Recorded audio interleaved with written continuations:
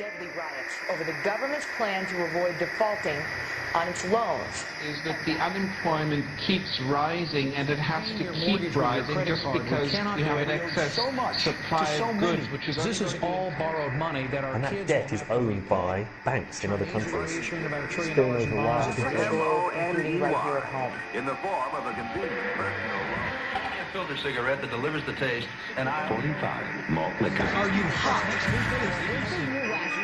Quite some time ago, by a second, America is sponsoring I first learned it from my grandmother. Now, my grandmother was a wonderful person. She taught me how to play the game Monopoly. She understood that the name of the game is to acquire. She would accumulate everything she could, and eventually she became the master of the board. And then she would always say the same thing to me. She'd look at me and she'd say, "One day, you'll learn to play the game." One summer, I played Monopoly almost every day, all day long. And that summer, I learned to play the game. I came to understand the only way to win is to make a total commitment to acquisition. I came to understand that money and possessions, that's the way that you keep score. And by the end of that summer, I was more ruthless than my grandmother. I was ready to bend the rules if I had to win that game. And I sat down with her to play that fall. I took everything she had. I watched her give her last dollar and quit in utter defeat. And then she had one more thing to teach me. Then she said, "Now it all goes back in the box." All those houses and hotels, all the railroads and utility companies, all that property and all that wonderful money. Now it all goes back in the box. None of it was really yours. You got all heated up about it for a while. But it was around a long time before you sat down at the board. And it will be here after you're gone. Players come and players go. Houses and cars, titles and clothes, even your body. Because the fact is that everything I clutch and consume and hoard is going to go back in the box, and I'm going to lose it all. You have to ask yourself, when you finally get the ultimate promotion, when you've made the ultimate purchase, when you buy the ultimate home, when you have stored up financial security and climbed the ladder of success to the highest rung you can possibly climb it, and the thrill wears off, and it will wear off, then what? How far do you have to walk down that road before you see where it leads? Surely you understand, it'll never be enough. So you have to ask yourself the question, what matters?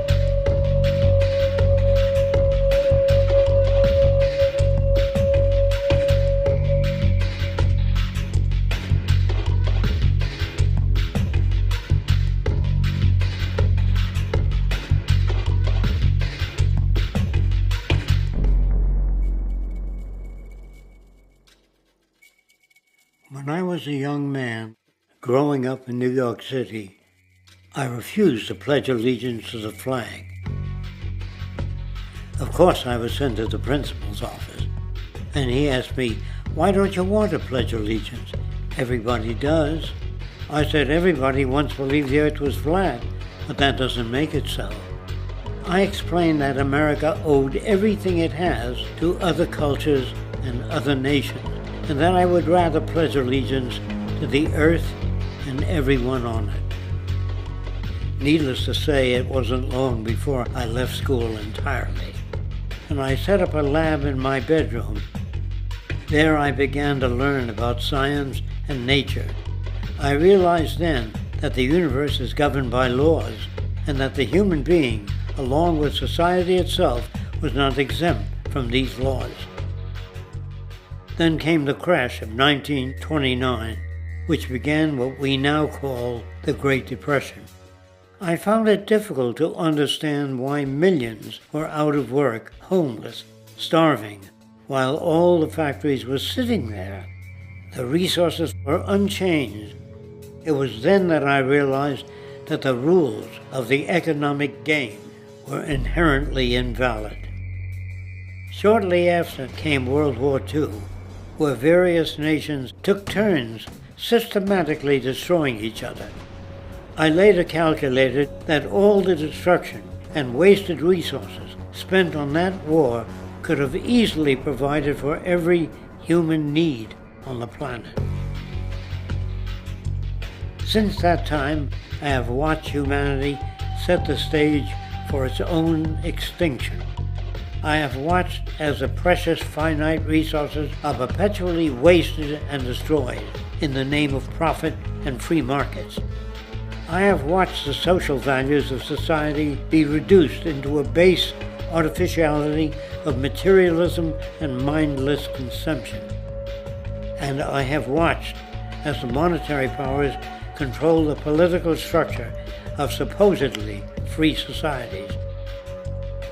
I'm 94 years old now, and I'm afraid my disposition is the same as it was 75 years ago. This shit's got to go.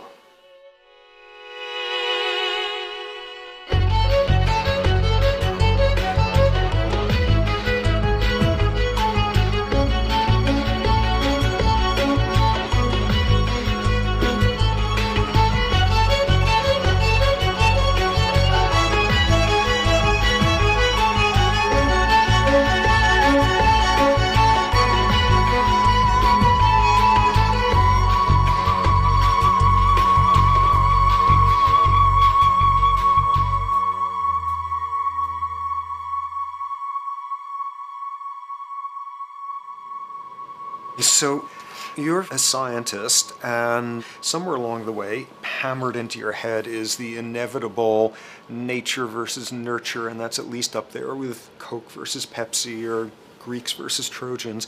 So nature versus nurture, this by now utterly oversimplifying view of where influences on how a cell deals with an energy crisis, up to what makes us who we are on the most individualistic levels of personality. And what you've got is this complete false dichotomy built around nature as deterministic. At the very bottom of all the causality of life is DNA and the code of codes and the Holy Grail, and everything is driven by it. And at the other end, a much more social science perspective, which is we are social organisms, and biology is for slime molds. Humans are free of biology, and obviously both views are nonsense. What you see instead is it is virtually impossible to understand how biology works outside the context of environment. One of the most crazy-making yet widespread and potentially dangerous notions is, oh, that behavior is genetic. Now, what does that mean? It means all sorts of subtle stuff if you sort of know modern biology, but for most people out there, what it winds up meaning is, a deterministic view of life, one rooted in biology and genetics, genes equal things that can't be changed. Genes equal things that are inevitable and that you might as well not waste resources trying to fix, might as well not put societal energies into trying to improve because it's inevitable, it's unchangeable. And that is sheer nonsense.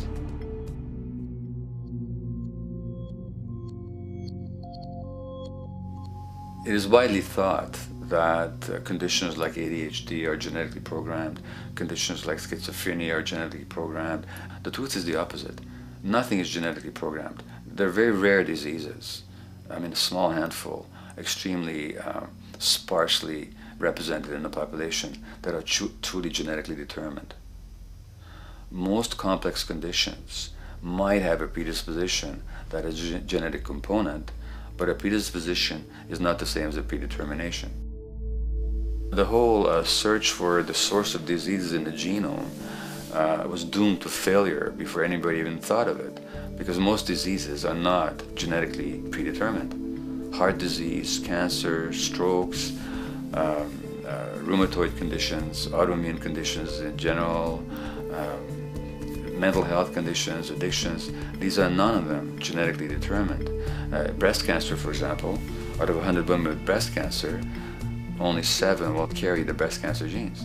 93 do not. And out of 100 women who do have the genes, not all of them will get cancer.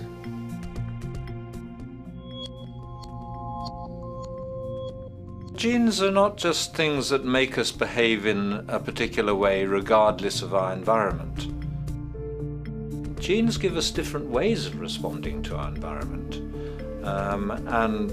In fact, it looks as if some of the early childhood influences of a kind of child rearing affects gene expression, actually turning on and off different genes to put you on a different developmental track, which may suit the kind of world you've got to deal with. So, for example, a study done in Montreal with suicide victims looked at autopsies of the brains of these people.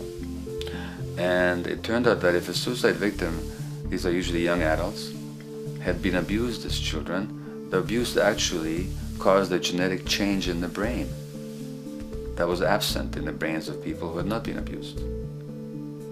That's an epigenetic effect. Epi means on top of, so that the epigenetic influence is what happens environmentally to either activate or deactivate certain genes.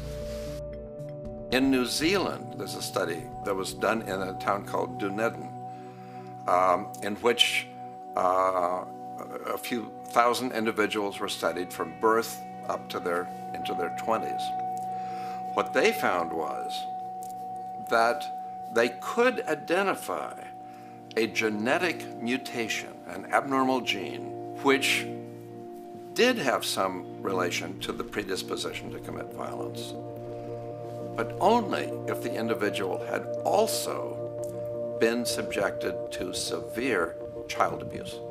In other words, a child with this abnormal gene would be no more likely to be violent than anybody else, and in fact they actually had a lower rate of violence than people with normal genes, as long as they weren't abused as children.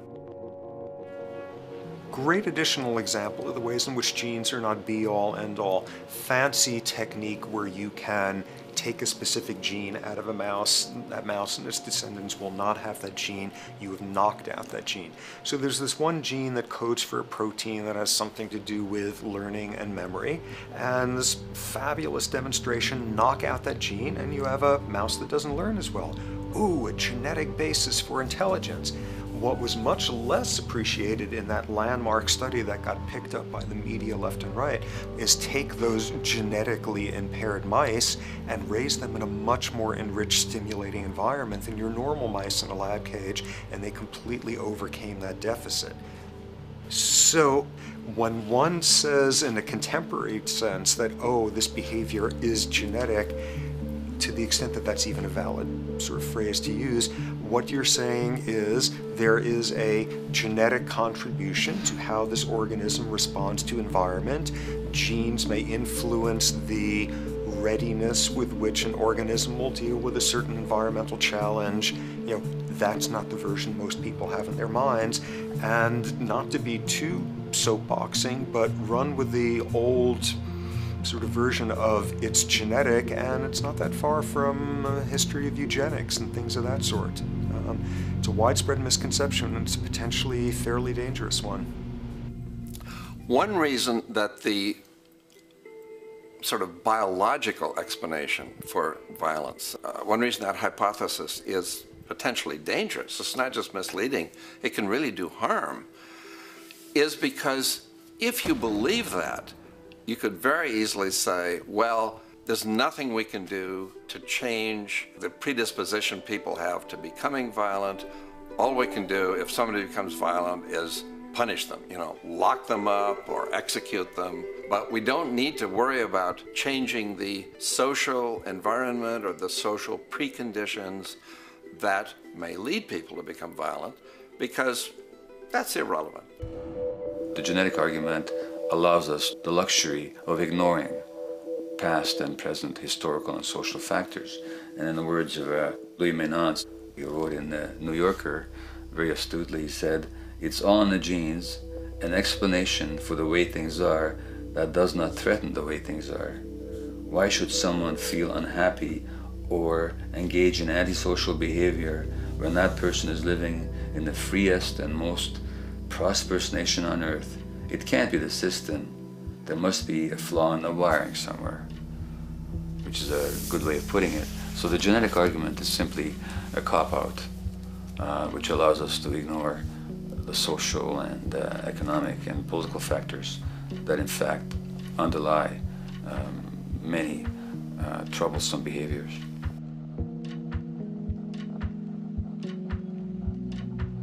Addictions are usually considered to be a drug-related issue, but looking at it more broadly, I define addiction as any behavior that is associated with craving, with temporary relief, and with long-term negative consequences, along with an impairment of control over it, so that the person wishes to give it up or promises to do so, but can't follow through. And when you understand that, then you can see that there are many more addictions than simply those related to drugs. So there's workaholism, there's addiction to shopping, to the internet, to video games. There's the addiction to power. People have power, but they want more and more and more. Nothing is ever enough for them. Acquisition, corporations that must own more and more. The addiction to oil, or at least to the wealth and to the products made accessible to us by oil. Look at the negative consequences on the environment. We're destroying the very earth that we inhabit for the sake of that addiction. Now, these addictions are far more devastating in their social consequences than the cocaine or heroin habits of my downtown East Side patients. Yet they're rewarded and considered to be respectable. The tobacco company executive that shows a higher profit will get a much bigger reward. He doesn't face any negative consequences legally or otherwise. In fact, he's a respected member of the board of several other corporations. But tobacco smoke-related diseases kill 5.5 million people around the world every year. In the United States, they kill 400,000 people a year. And these people are addicted to what? To profit. To such a degree are they addicted that they're actually in denial about the impact of their activities, which is typical for addicts, is denial. And that's a respectable one. It's respectable to be addicted to profit no matter what the cost. So what is acceptable and what is respectable is a highly arbitrary phenomenon in our society. And it seems like the greater the harm, the more respectable the addiction.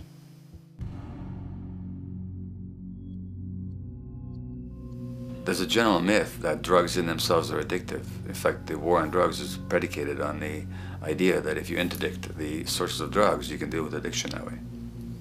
Now, if we understand addiction in a broader sense, we see that nothing in itself is addictive. No substance, no drug is by itself addictive, and no behavior is by itself addictive.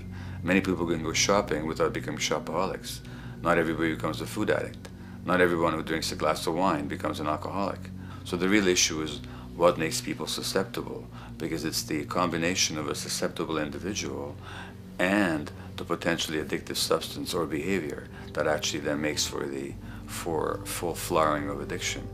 In short, it's not the drug that's addictive, it's the question of the susceptibility of the individual to being addicted to a particular substance or behavior.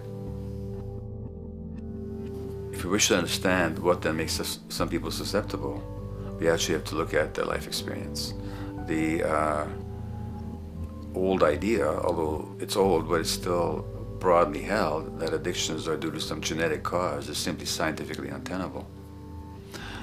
What the case is actually is that certain life experiences make people susceptible.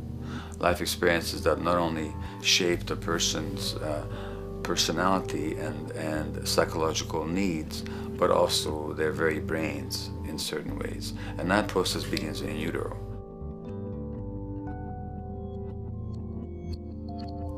It's been shown, for example, that if you stress mothers during pregnancy, their children are more likely to have traits that predispose them to addictions.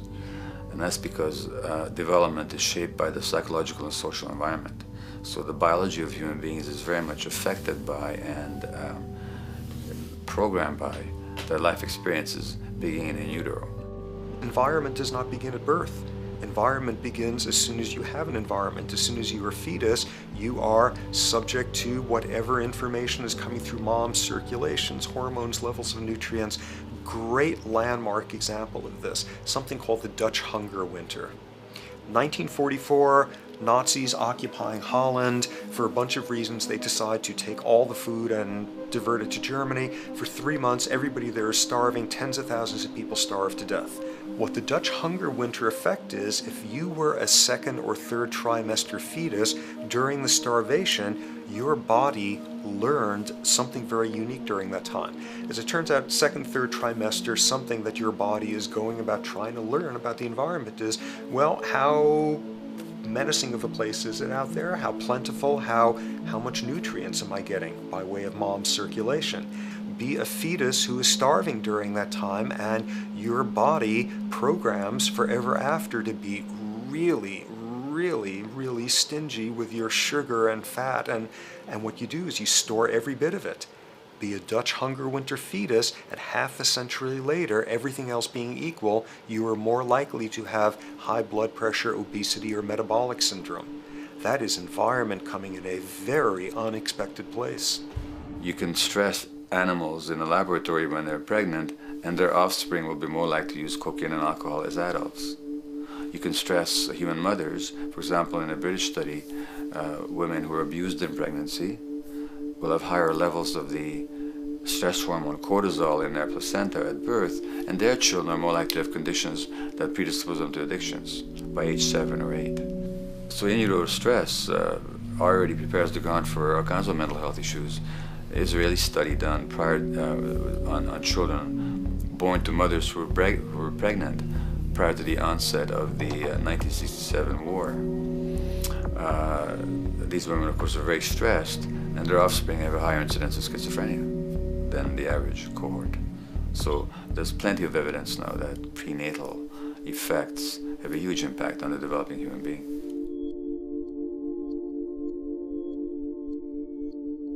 The point about human development, and specifically human brain development, is that it occurs mostly under the impact of the environment and mostly after birth. Now, if you compare us to a horse, which can run on the first day of life, we see that we are very undeveloped. We can't muster that much neurological coordination, balance, muscle strength, visual acuity until a year and a half, 2 years. And that's because the brain development that in the horse happens in the safety of the womb, in a human being has to happen after birth. And that has to do with simple evolutionary logic. As the head gets larger, which is what makes us into human beings, the burgeoning of the forebrain is what creates the human species, actually. At the same time, we walk on 2 legs, so our pelvis narrows to accommodate that. So now we have a narrower pelvis, a larger head. Bingo, we have to be born prematurely. And that means that the brain development that in other animals occurs in utero, in us, occurs after birth. And much of that under the impact of the environment. And the concept of neural Darwinism simply means that the circuits that get the appropriate input from the environment will develop optimally, and the ones that don't will either not develop optimally or perhaps not at all. If you take a child with perfectly good eyes at birth and you put him in a dark room for 5 years, he'll be blind thereafter for the rest of his life, because the circuits of vision require light waves for their development. And without that, even the rudimentary circuits present and active at birth will atrophy and die, and new ones will not develop. There's a significant way in which early experiences shape adult behavior, and even and especially early experiences for which there's no recall memory. It turns out that there are two kinds of memory. There is explicit memory, which is recall. This is when you can call back facts, details, episodes, circumstances. But the structure in the brain, which is called the hippocampus, which encodes recall memory, it doesn't even begin to develop fully until a year and a half, and it's not fully developed till much later, which is why hardly anybody has any recall memory prior to 18 months. But there's another kind of memory, which is called implicit memory, which is in fact an emotional memory, where the emotional impact and the interpretation that the child makes of those emotional experiences is ingrained in the brain in the form of nerve circuits ready to fire without specific recall. So to give you a clear example, people who are adopted have a lifelong sense of rejection very often. They can't recall the adoption, they can't recall the separation from birth mother, because there's nothing there to recall with. But the emotional memory of separation and rejection is deeply embedded in their brains. Hence, they're much more likely to experience a sense of rejection and a great emotional upset when they perceive themselves as being rejected than other people. That's not unique to people who are adopted, but it's particularly strong in them because of this function of implicit memory. People who are addicted, given that they, according to all the research literature, certainly in my experience, the hardcore addicts virtually were all significantly abused as children or suffered severe emotional loss. Their emotional or implicit memories are those of a world that's not safe and not helpful, caregivers who are not to be trusted, and relationships that are not safe enough to open up to vulnerably. And hence their responses tend to be to keep themselves separate from really intimate relationships, not to trust caregivers, doctors and other people who are trying to help them, and generally see the world as an unsafe place. And that's strictly a function of implicit memory, which sometimes has to do with incidents they don't even recall.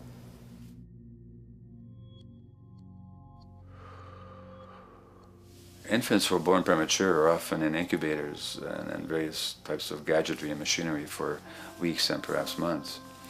It's now known that if these children are touched and stroked on the back for just 10 minutes a day, that promotes their brain development. So human touch is essential for development. And in fact, infants who are never picked up will actually die. That's how much of a fundamental need being held is to human beings. In our society, there's an unfortunate tendency to tell parents not to pick up their kids, not to hold them, not to pick up babies who are crying for fear of spoiling them, or to encourage them to sleep through the night. You don't pick them up, which is just the opposite of what the child needs. And these children might go back to sleep because they give up and their brains just shut down as a way of defending against the vulnerability of being abandoned really by their parents. But their implicit memories will be that of a world that doesn't give a damn. A lot of these differences are structured very early in life. In a way, if you like, the parental experience of adversity, how tough life is or how easy it is passed on to children, whether through maternal depression or parents being bad-tempered with their kids because they've had a hard day or just being too tired at the end of the day.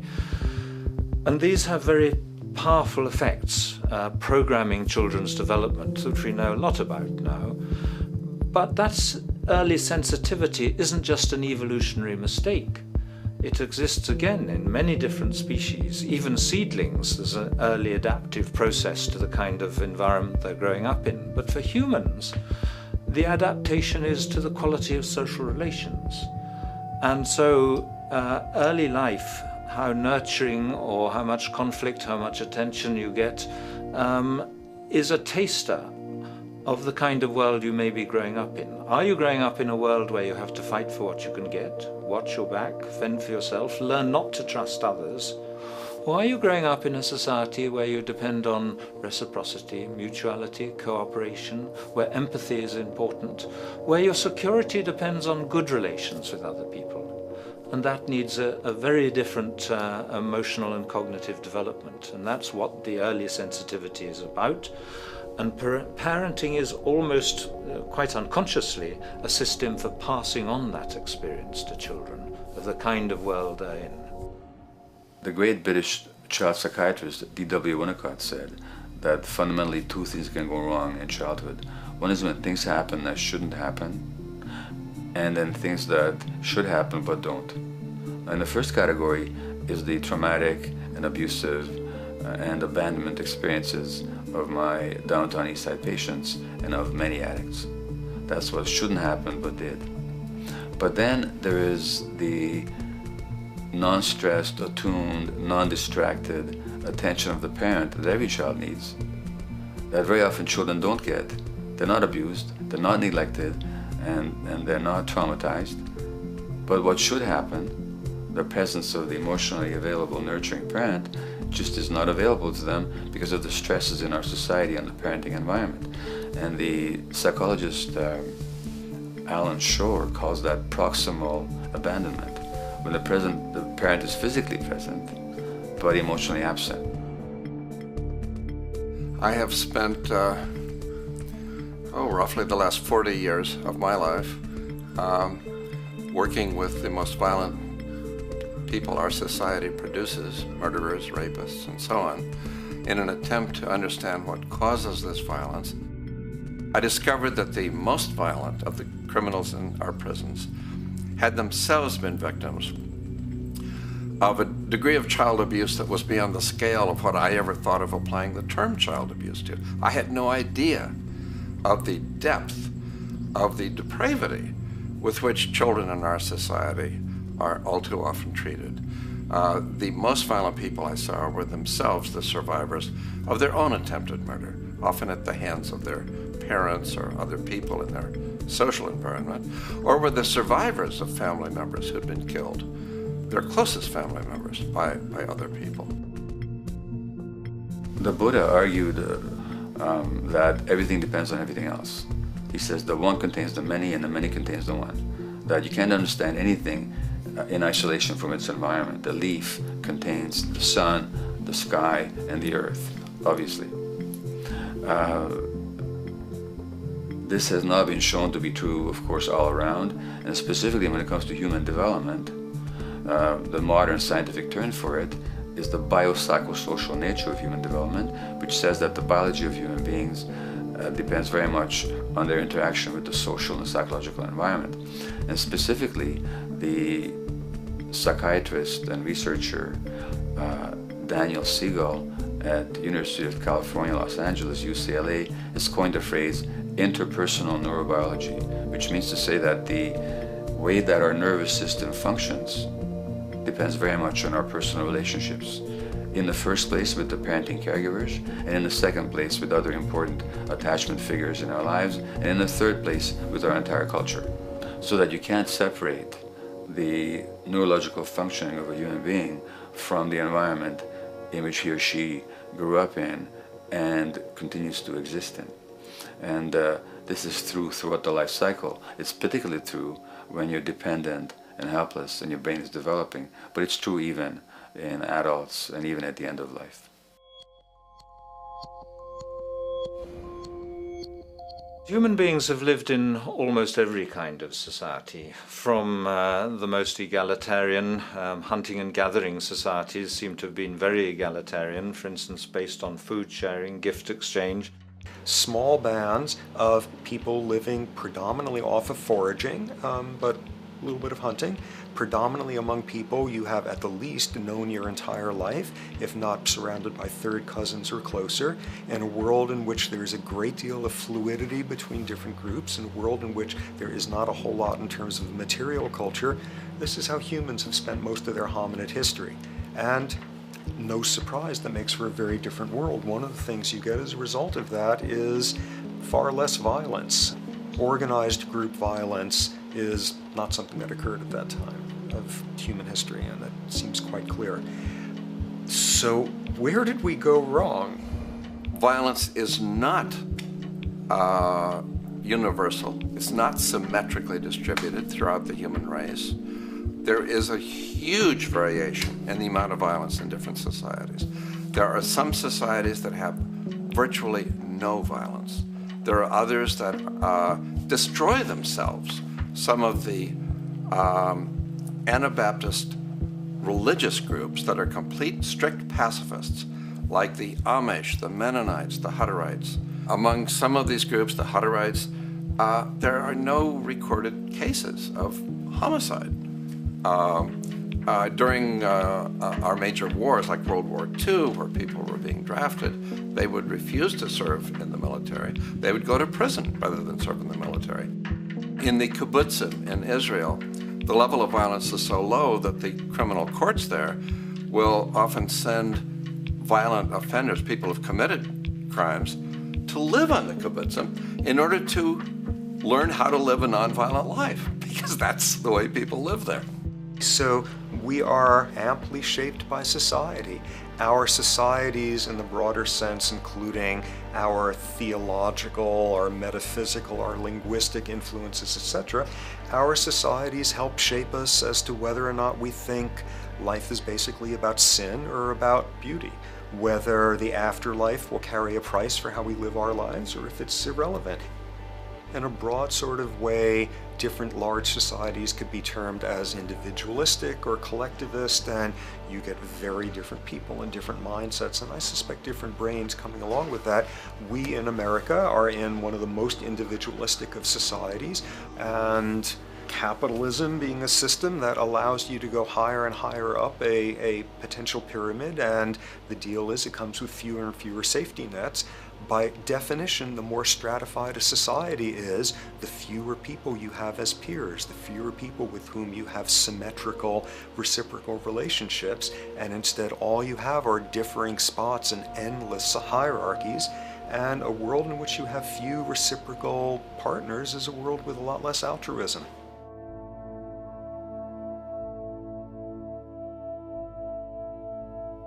Alright, so this brings us to a total impossible juncture, which is to try to make sense in perspective of science as to what the nature is of human nature. You know, on a certain level, the nature of our nature is not to be particularly constrained by our nature. We come up with more social variability than any species out there, more systems of belief, of styles of family structures, of ways of raising children. The capacity for variety that we have is extraordinary. In a society which is predicated on competition and really very often the ruthless exploitation of one human being by another, the profiteering of other people's problems, and very often the creation of problems for the purpose of profiteering, the ruling ideology will very often justify that behavior by appeals to some fundamental and unalterable human nature. So the myth in our society is that people are competitive by nature, and that they're individualistic, and that they're selfish. The real reality is quite the opposite. We have certain human needs. The only way that you can talk about human nature concretely is by recognizing that there's certain human needs. We have a human need for companionship and for close contact, to be loved, to be attached to be accepted, to be seen, to be received for who we are. If those needs are met, we develop into people who are compassionate and cooperative and who have empathy for other people. So the opposite that we often see in our society is in fact the distortion of human nature, precisely because so few people have their needs met.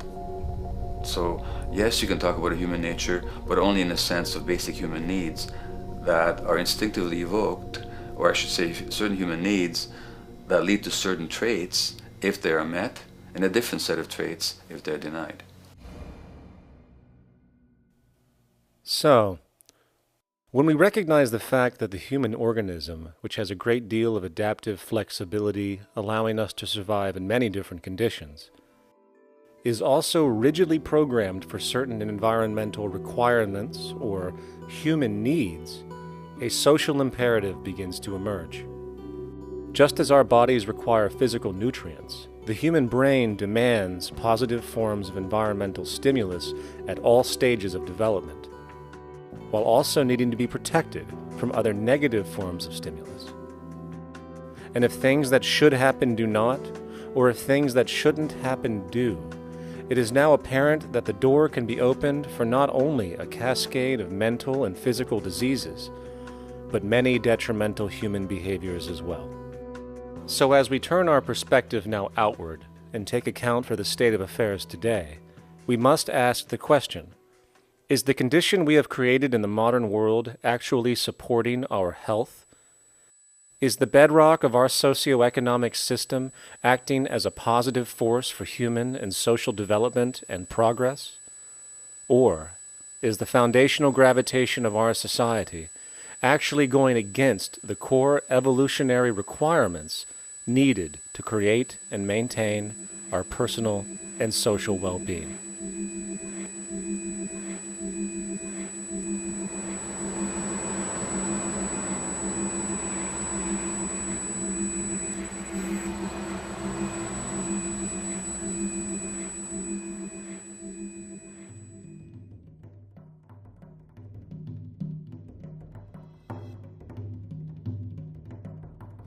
So one might ask, where did this all begin?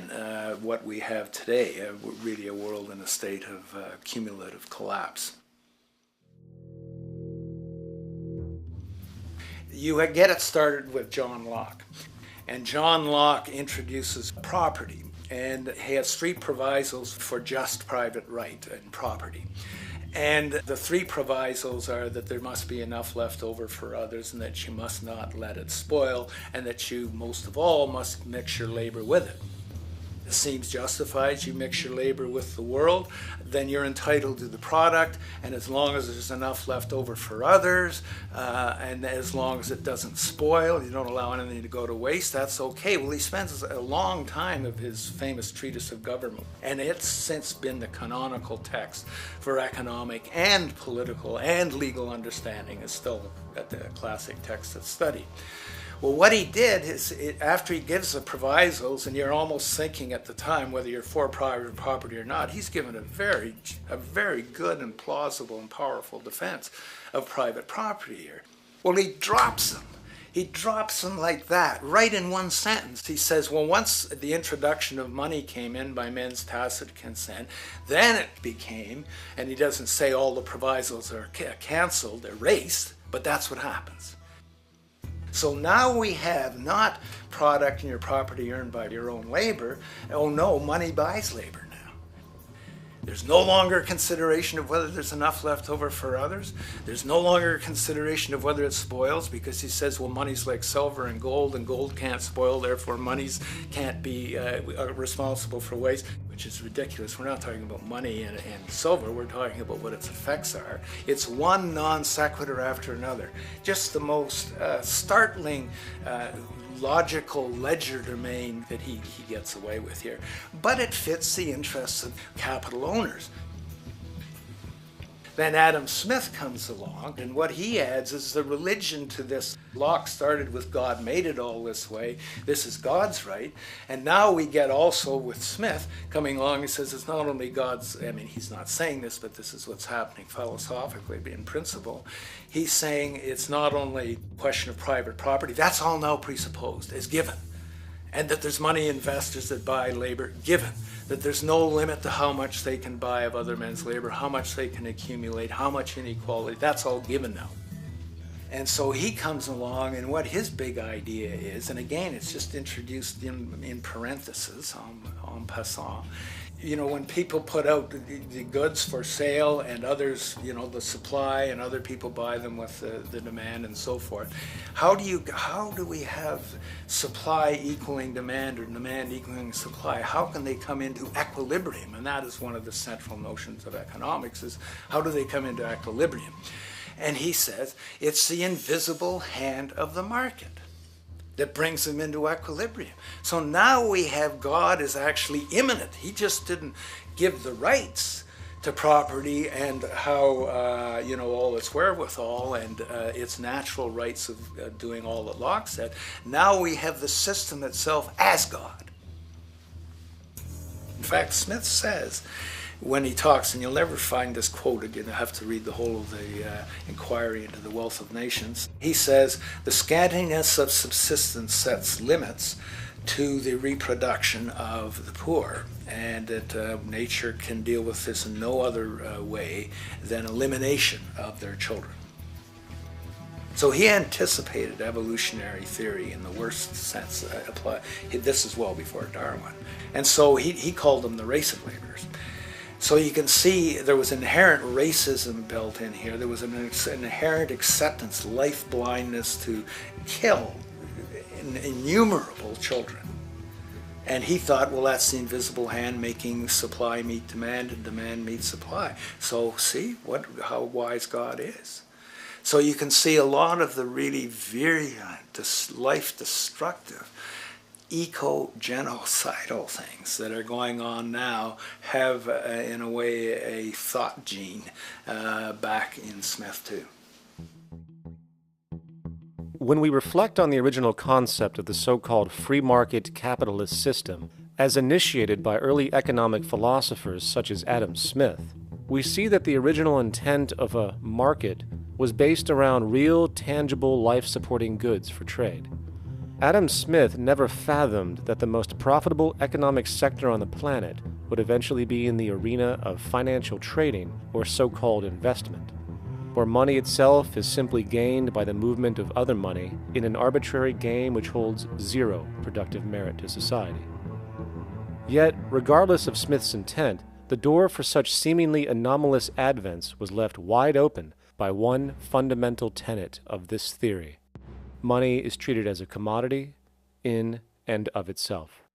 Today, in every economy of the world, regardless of the social system they claim, money is pursued for the sake of money and nothing else. The underlying idea, which was mysteriously qualified by Adam Smith with his religious declaration of the invisible hand, is that the narrow, self-interested pursuit of this fictional commodity will somehow magically manifest human and social well-being and progress.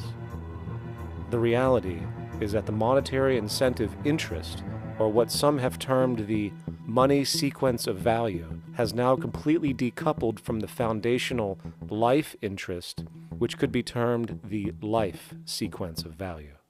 What has happened is that there's a complete confusion in economic doctrine between those two sequences. They think that the money sequence of value delivers the life sequence of value, and that's why they say if more goods are sold, if GDPs rise and so forth, therefore there'll be more well-being, enhanced well-being.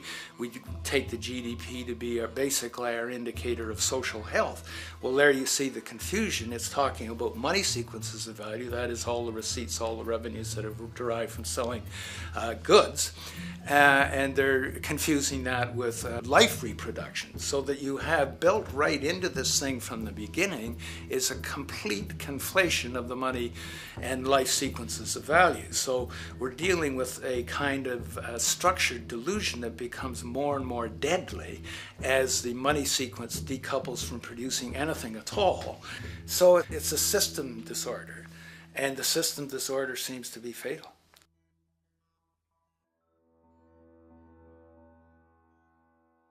In society today, you seldom hear anyone speak of the progress of their country or society in terms of their physical well-being, state of happiness, trust, or social stability.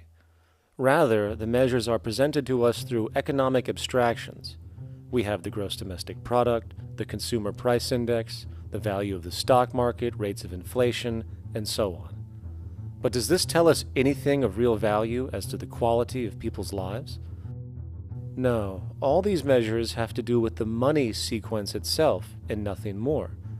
For example, the gross domestic product of a country is a measure of the value of goods and services sold. This measure is claimed to correlate to the standard of living of a country's people. In the United States, healthcare accounted for over 17% of GDP in 2009, amounting to over $2.5 trillion spent, hence creating a positive effect on this economic measure. And based on this logic, it would be even better for the U.S. economy if healthcare services increased more so, perhaps to $3 trillion or $5 trillion, since that would create more growth, more jobs, and hence boasted by economists as a rise in their country's standard of living. But wait a minute, what do healthcare services actually represent? Well, sick and dying people. That's right, the more unhealthy people there are in America, the better the economy. Now, that is not an exaggeration or a cynical perspective. In fact, if we step back far enough, you will realize that the GDP not only doesn't reflect real public or social health on any tangible level, it is, in fact, mostly a measure of industrial inefficiency and social degradation. And the more you see it rise, the worse things are becoming with respect to personal, social, and environmental integrity. You have to create problems to create profit. There is no profit under the current paradigm in saving lives, putting balance on this planet, having justice and peace or anything else. There's just no profit there. There's an old saying, pass a law, create a business, whether you're creating a business for a lawyer or whatever. So, crime does create business, just like destruction creates business in Haiti.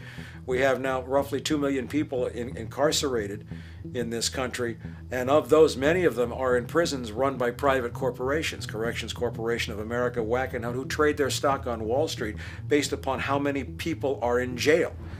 Now that's sickness, but that is a reflection of what this economic paradigm calls for. So what exactly does this economic paradigm call for? What is it that keeps our economic system going? Consumption. Or more accurately, cyclical consumption. When we break down the foundation of classic market economics, we are left with a pattern of monetary exchange that simply cannot be allowed to stop or even substantially slowed, if the society as we know it is to remain operational.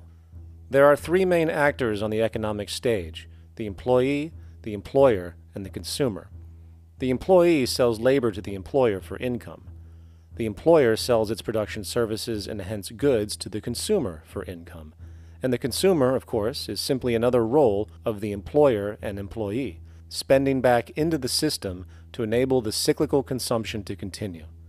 In other words, the global market system is based on the assumption that there will always be enough product demand in society to move enough money around at a rate which can keep the consumption process going. And the faster the rate of consumption, the more so-called economic growth is assumed, and so the machine goes. But hold on, I thought an economy was meant to, economize? Doesn't the very term have to do with preservation and efficiency and a reduction of waste? So how does our system, which demands consumption and the more the better, efficiently preserve or economize at all? Well, it doesn't. The intent of the market system is, in fact, the exact opposite of what a real economy is supposed to do, which is efficiently and conservatively orient the materials for production and distribution of life-supporting goods. We live on a finite planet with finite resources, where, for example, the oil we utilize took millions of years to develop, where the minerals we use took billions of years to develop. So, having a system that deliberately promotes the acceleration of consumption for the sake of so-called economic growth is pure ecocidal insanity. Absence of waste, that's what efficiency is. Absence of waste. This system is more wasteful than all the other existing systems in the history of the planet. Every level of life organization and life system is in a state of crisis and challenge and decay or collapse. No peer-reviewed journal in the last 30 years will tell you anything different. That is that every life system is in decline, as well as social programs, as well as our water access. Try to name any means of life that isn't threatened and in danger. You can't. There really isn't one, and that's very, very despairing. But we haven't even figured out the causal mechanism. We don't want to face the causal mechanism. We just want to go on, that's what insanity is, where you keep doing the same thing over and over again, though it clearly doesn't work. So you're really dealing with not an economic system, but I would go so far as to say an anti-economic system. There's an old saying that the competitive market model seeks to create the best possible goods at the lowest possible prices. This statement is essentially the incentive concept, which justifies market competition based on the assumption that the result is the production of higher quality goods. If I was going to build myself a table from scratch, I would naturally build it out of the best, most durable materials possible, right? With the intent for it to last as long as possible. Why would I want to make something poor, knowing I would have to eventually do it again and expend more materials and more energy? Well, as rational as that may seem in the physical world, when it comes to the market world, it is not only explicitly irrational, it is not even an option. It is technically impossible to produce the best of anything if a company is to maintain a competitive edge and hence remain affordable to the consumer. Literally everything created and set for sale in the global economy is immediately inferior the moment it is produced, for it is a mathematical impossibility to make the most scientifically advanced, efficient, and strategically sustainable products. This is due to the fact that the market system requires that cost efficiency, or the need to reduce expenses, exist at every stage of production, from the cost of labor to the cost of materials and packaging, and so on. This competitive strategy, of course, is to make sure the public buys their goods rather than from a competing producer, which is doing the exact same thing to also make their goods both competitive and affordable. This immutably wasteful consequence of the system could be termed intrinsic obsolescence. However, this is only one part of a larger problem. A fundamental governing principle of market economics, one that you will not find in any textbook, by the way, is the following. Nothing produced can be allowed to maintain a lifespan longer than what can be endured in order to continue cyclical consumption. In other words, it is critical that stuff break down, fail, and expire within a certain amount of time. This is termed planned obsolescence. Planned obsolescence is the backbone of the underlying market strategy of every goods-producing corporation in existence. While very few, of course, would admit to such a strategy outright, what they do is mask it within the intrinsic obsolescence phenomenon just discussed, while often ignoring or even suppressing new advents in technology which might create a more sustainable, durable good. So, if it wasn't wasteful enough that the system inherently cannot allow the most durable and efficient goods to be produced, planned obsolescence deliberately recognizes that the longer any good is in operation, the worse it is for sustaining cyclical consumption and hence the market system itself. In other words, product sustainability is actually inverse to economic growth, and hence there is a direct, reinforced incentive to make sure lifespans are short of any given good produced. And in fact, the system cannot operate any other way. One glance at the sea of landfills now spreading across the world show the obsolescence reality.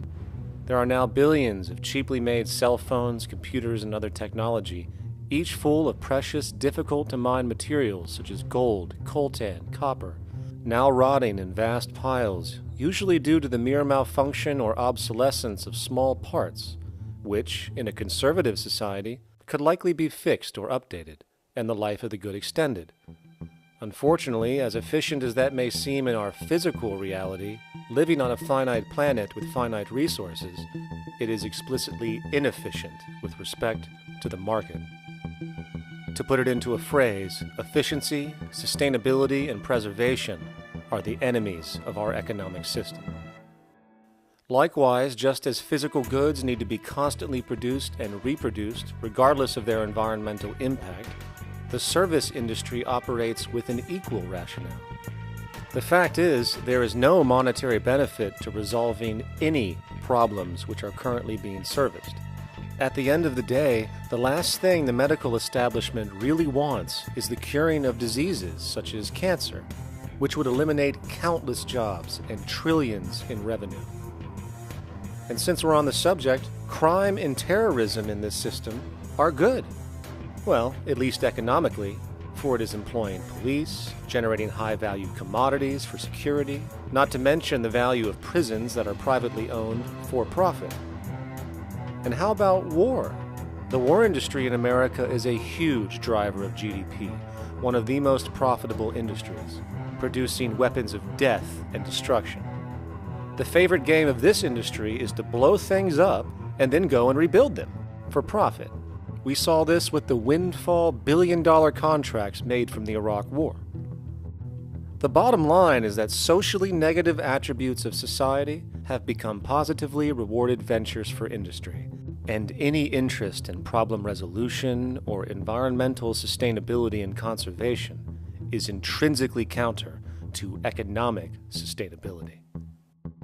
And this is why, every time you see the GDP rise in any country, you are witnessing an increase in necessity, whether real or contrived. And by definition, a necessity is rooted in inefficiency. Hence, increased necessity means increased inefficiency.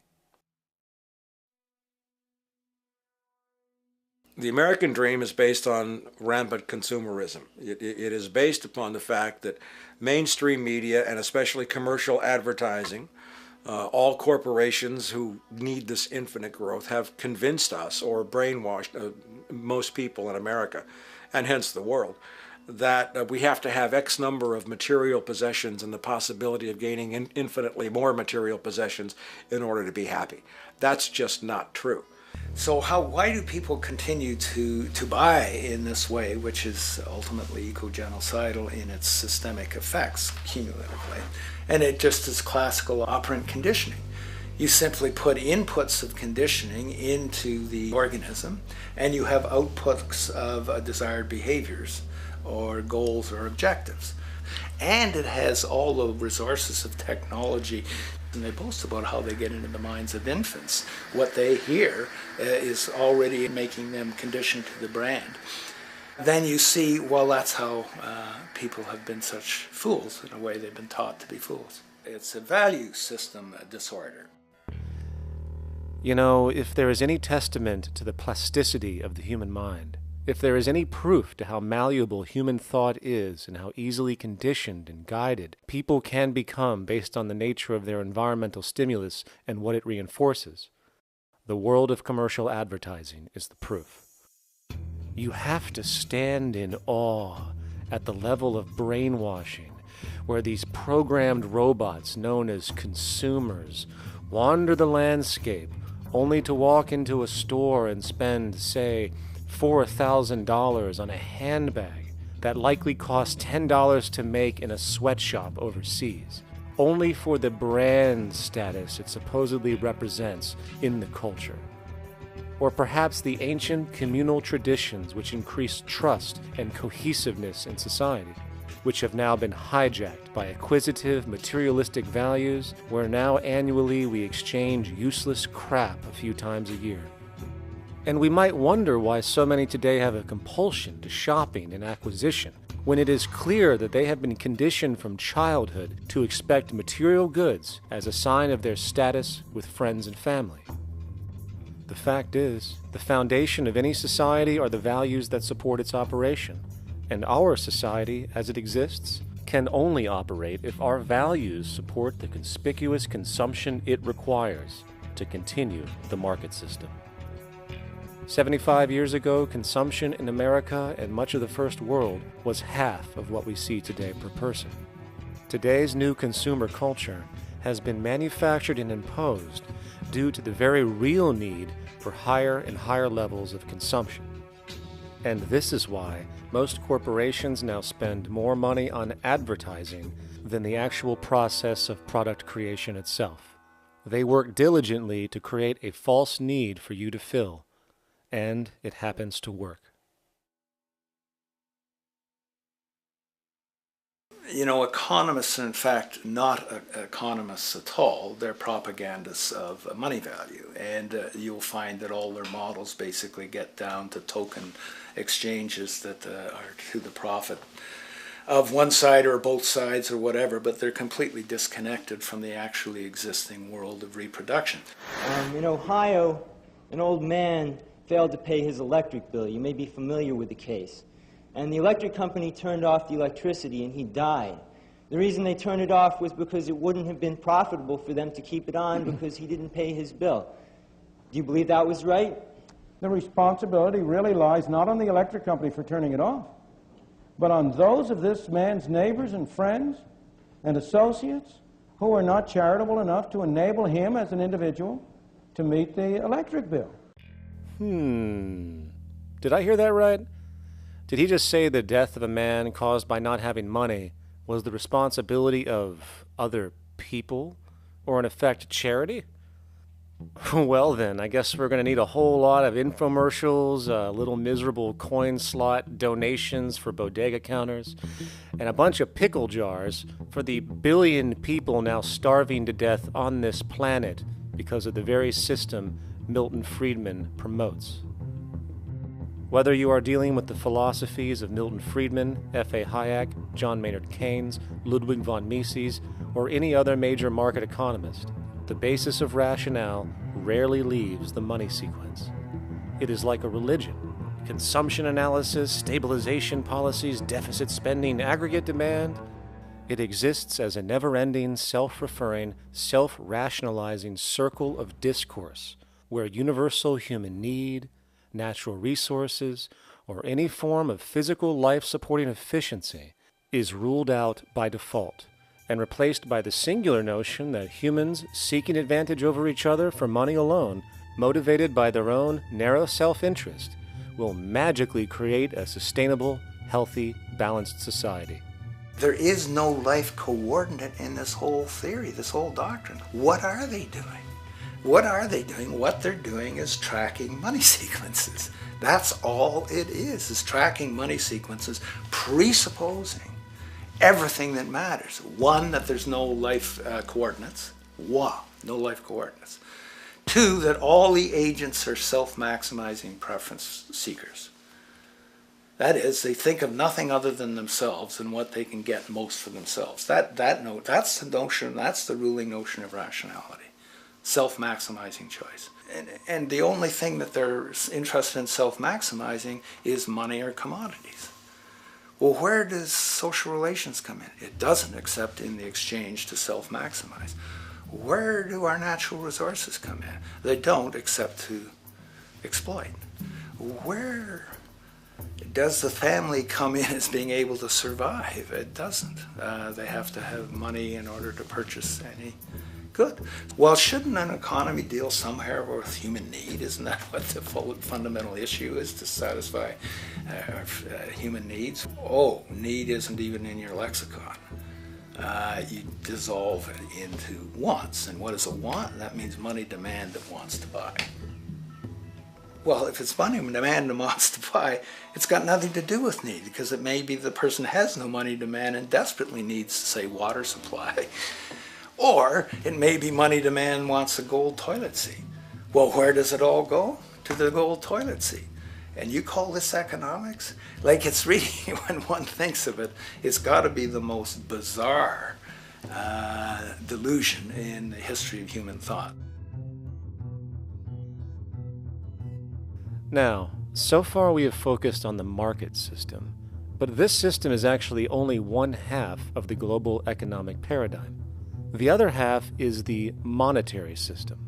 While the market system deals with the interaction of people gaming for profit across the spectrum of labor, production, and distribution, the monetary system is an underlying set of policies set by financial institutions which create conditions for the market system, among other things. It includes terms we often hear, such as interest rates, loans, debt, the money supply, inflation, etc. And while you might want to pull your hair out listening to the gibberish coming from the monetary economists, modest preemptive actions can obviate the need of more drastic actions at a later date. The nature and effect of this system is actually quite simple. Our economy has, or the global economy has, three basic things that govern it. One is fractional reserve banking, banks printing money out of nothing. It's also based upon compound interest. When you borrow money, you have to pay back more than you borrowed, which means that you, in effect, create money out of thin air, again, which has to be serviced by creating still more money. We live in an infinite growth paradigm. The economic paradigm we live in now is a Ponzi scheme. It's nothing grows forever. It's not possible. As a great psychologist James Hillman wrote, the only thing that grows in a human body after a certain age is cancer. It's not just the amount of money that has to keep growing, it's the amount of consumers. Consumers to borrow money at interest to generate more money, and obviously that's not possible on a finite planet. People are basically vehicles to just create money, which must create more money to keep the whole thing from falling apart, which is what's happening right now. There are really only two things anyone needs to know about the monetary system. 1. All money is created out of debt. Money is monetized debt, whether it materialized from treasury bonds, home loan contracts, or credit cards. In other words, if all outstanding debt was to be repaid right now, there would not be $1 in circulation. And 2, interest is charged on virtually all loans made, and the money needed to pay back this interest does not exist in the money supply outright. Only the principal is created by the loans, and the principal is the money supply. So, if all this debt was to be repaid right now, not only would there not be $1 left in circulation, there would also be a gigantic amount of money owed that is literally impossible to pay back, for it does not exist. The consequence of all of this is that two things are inevitable: inflation and bankruptcy.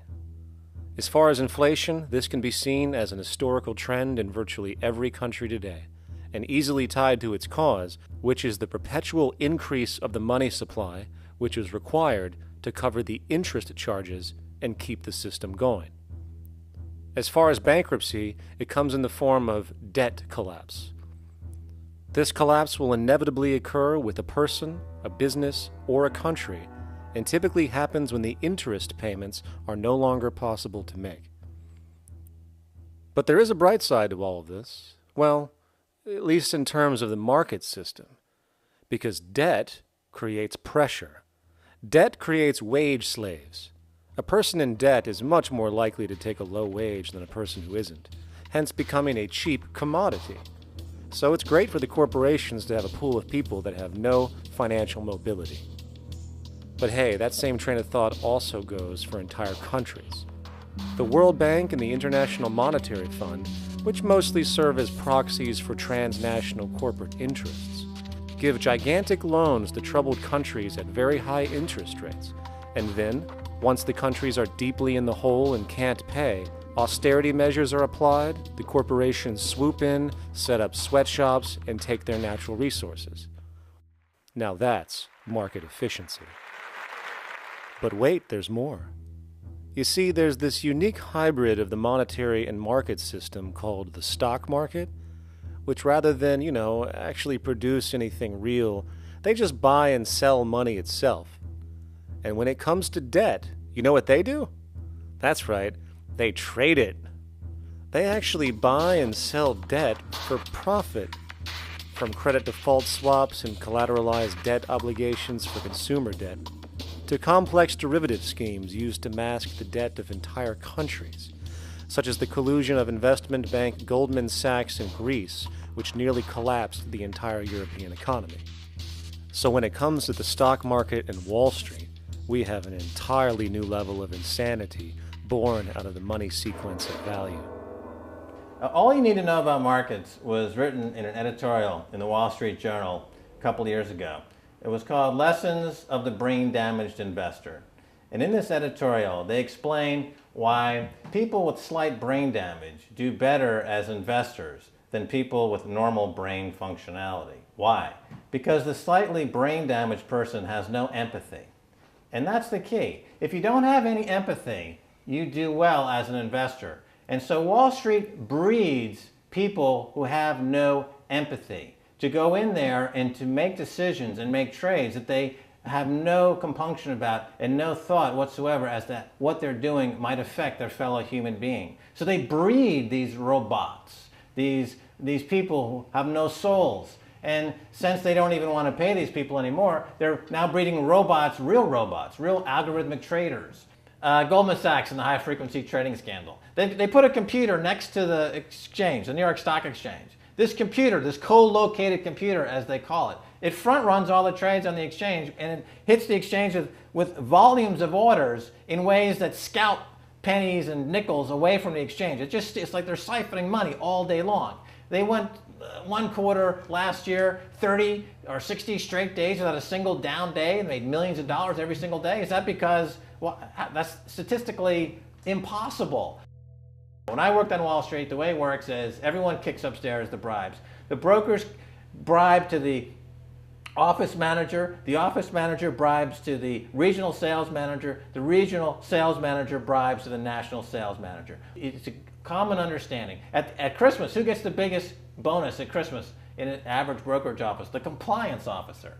The compliance officer sits there all day long. He's supposed to be making sure you don't violate any of the margin rules and you're complying with the law. Of course, yeah, to the extent that you can bribe the compliance officer, yeah, that's right, you are complying with the law.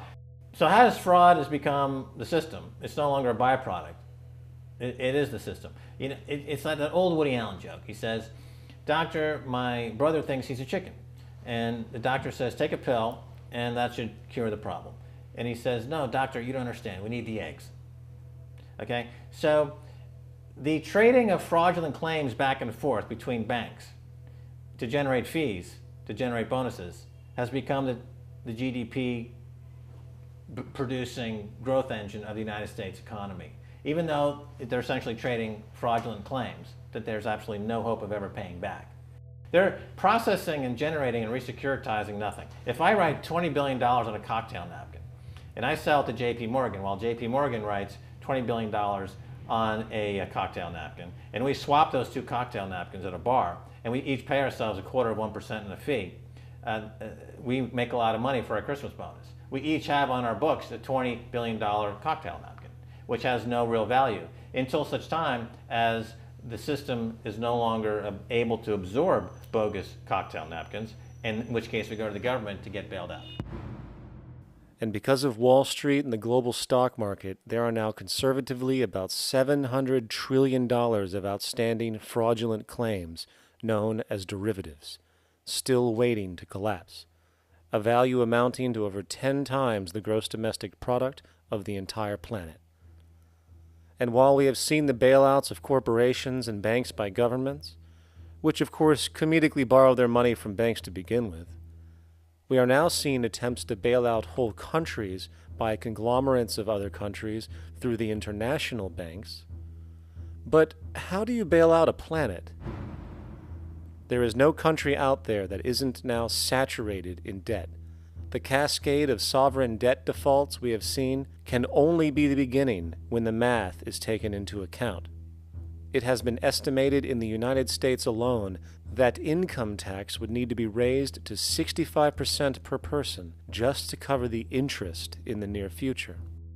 Economists are now foreshadowing that within a few decades, 60% of the countries on the planet will be bankrupt. But hold on, let me get this straight.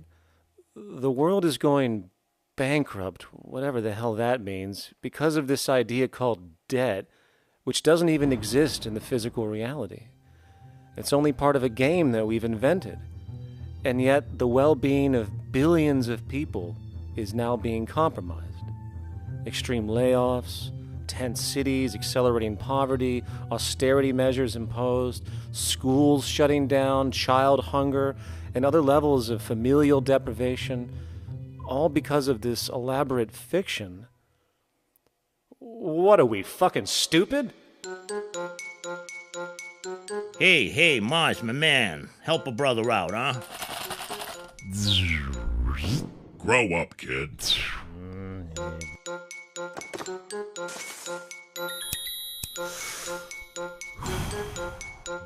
Saturn, what's up, man? You remember that smoking nebula I hooked you up with a while back? Listen, Earth, we're getting really tired of you. You've been given everything, and yet you waste it all. You got plenty of resources, and you know it. Why don't you grow up and learn some responsibility, for Christ's sake? You're making your mother miserable.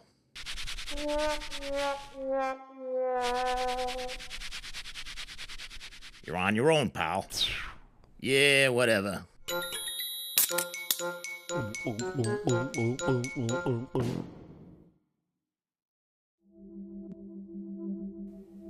Now, all of this considered, from the waste machine known as the market system to the debt machine known as the monetary system, hence creating the monetary market paradigm which defines the global economy today, there is one consequence that runs through the entire machine: inequality.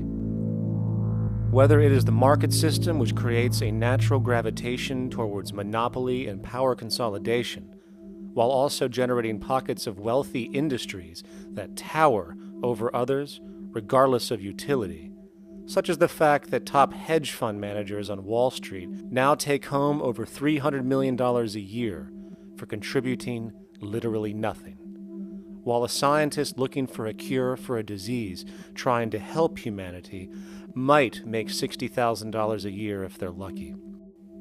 Or whether it is the monetary system, which has class division built right into its structure. For example, if I have $1 million to spare and I put it into a CD at 4% interest, I will make $40,000 a year. No social contribution, no nothing. However, if I'm a lower class person and have to take loans to buy my car or home, I am paying in interest, which, in abstraction, is going to pay that millionaire with the 4% CD. This stealing from the poor to pay the rich is a foundational, built-in aspect of the monetary system, and it could be labeled structural classism. Of course, historically, social stratification has always been deemed unfair, but obviously accepted overall as now 1% of the population owns 40% of the planet's wealth.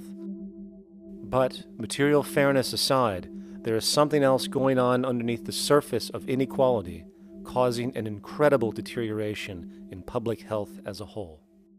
Well, I think people are often puzzled by the contrast between the material success of our societies, unprecedented levels of wealth, and the many social failings. I mean, you know, if you look at the rates of drug abuse or violence or self-harm amongst kids or mental illness, there's clearly something going deeply wrong with our societies.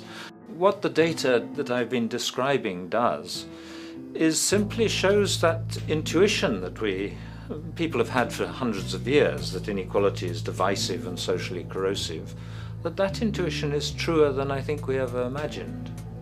There are very powerful psychological and social effects of inequality, more to do, I suppose, with feelings of superiority and inferiority, that kind of division, and maybe going with the sort of respect, disrespect, people feeling looked down on at the bottom, which, by the way, is why violence is more common in more unequal societies. It's the trigger to violence is so often people feeling looked down on and disrespected. If there is one principle I can emphasize that is the most important principle underlying the prevention of violence, it would be equality. The single most significant factor that affects the rate of violence is the degree of equality versus the degree of inequality in that society. So what one's looking at is a sort of general social dysfunction. It's not just one or two things that go wrong as inequality increases.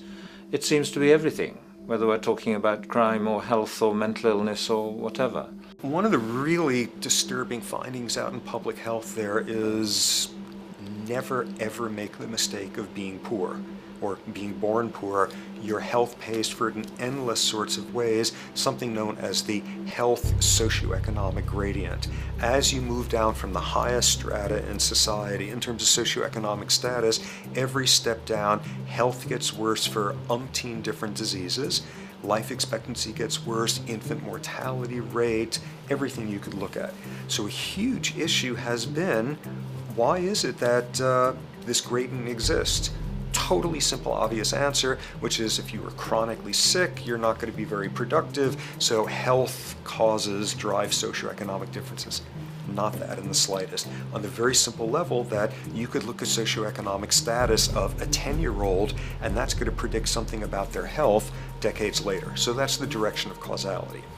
Next one, what's it about? Oh, it's perfectly obvious. Poor people can't afford to go to the doctor. It's healthcare access. It's got nothing to do with that, because you see these same gradients in countries with universal healthcare, socialized medicine.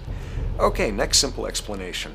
Oh, on the average, the poorer you are, the more likely you are to smoke, to drink, to all sorts of lifestyle risk factor stuff. Yeah, those contribute, but careful studies have shown that explains maybe about 1/3 of the variability.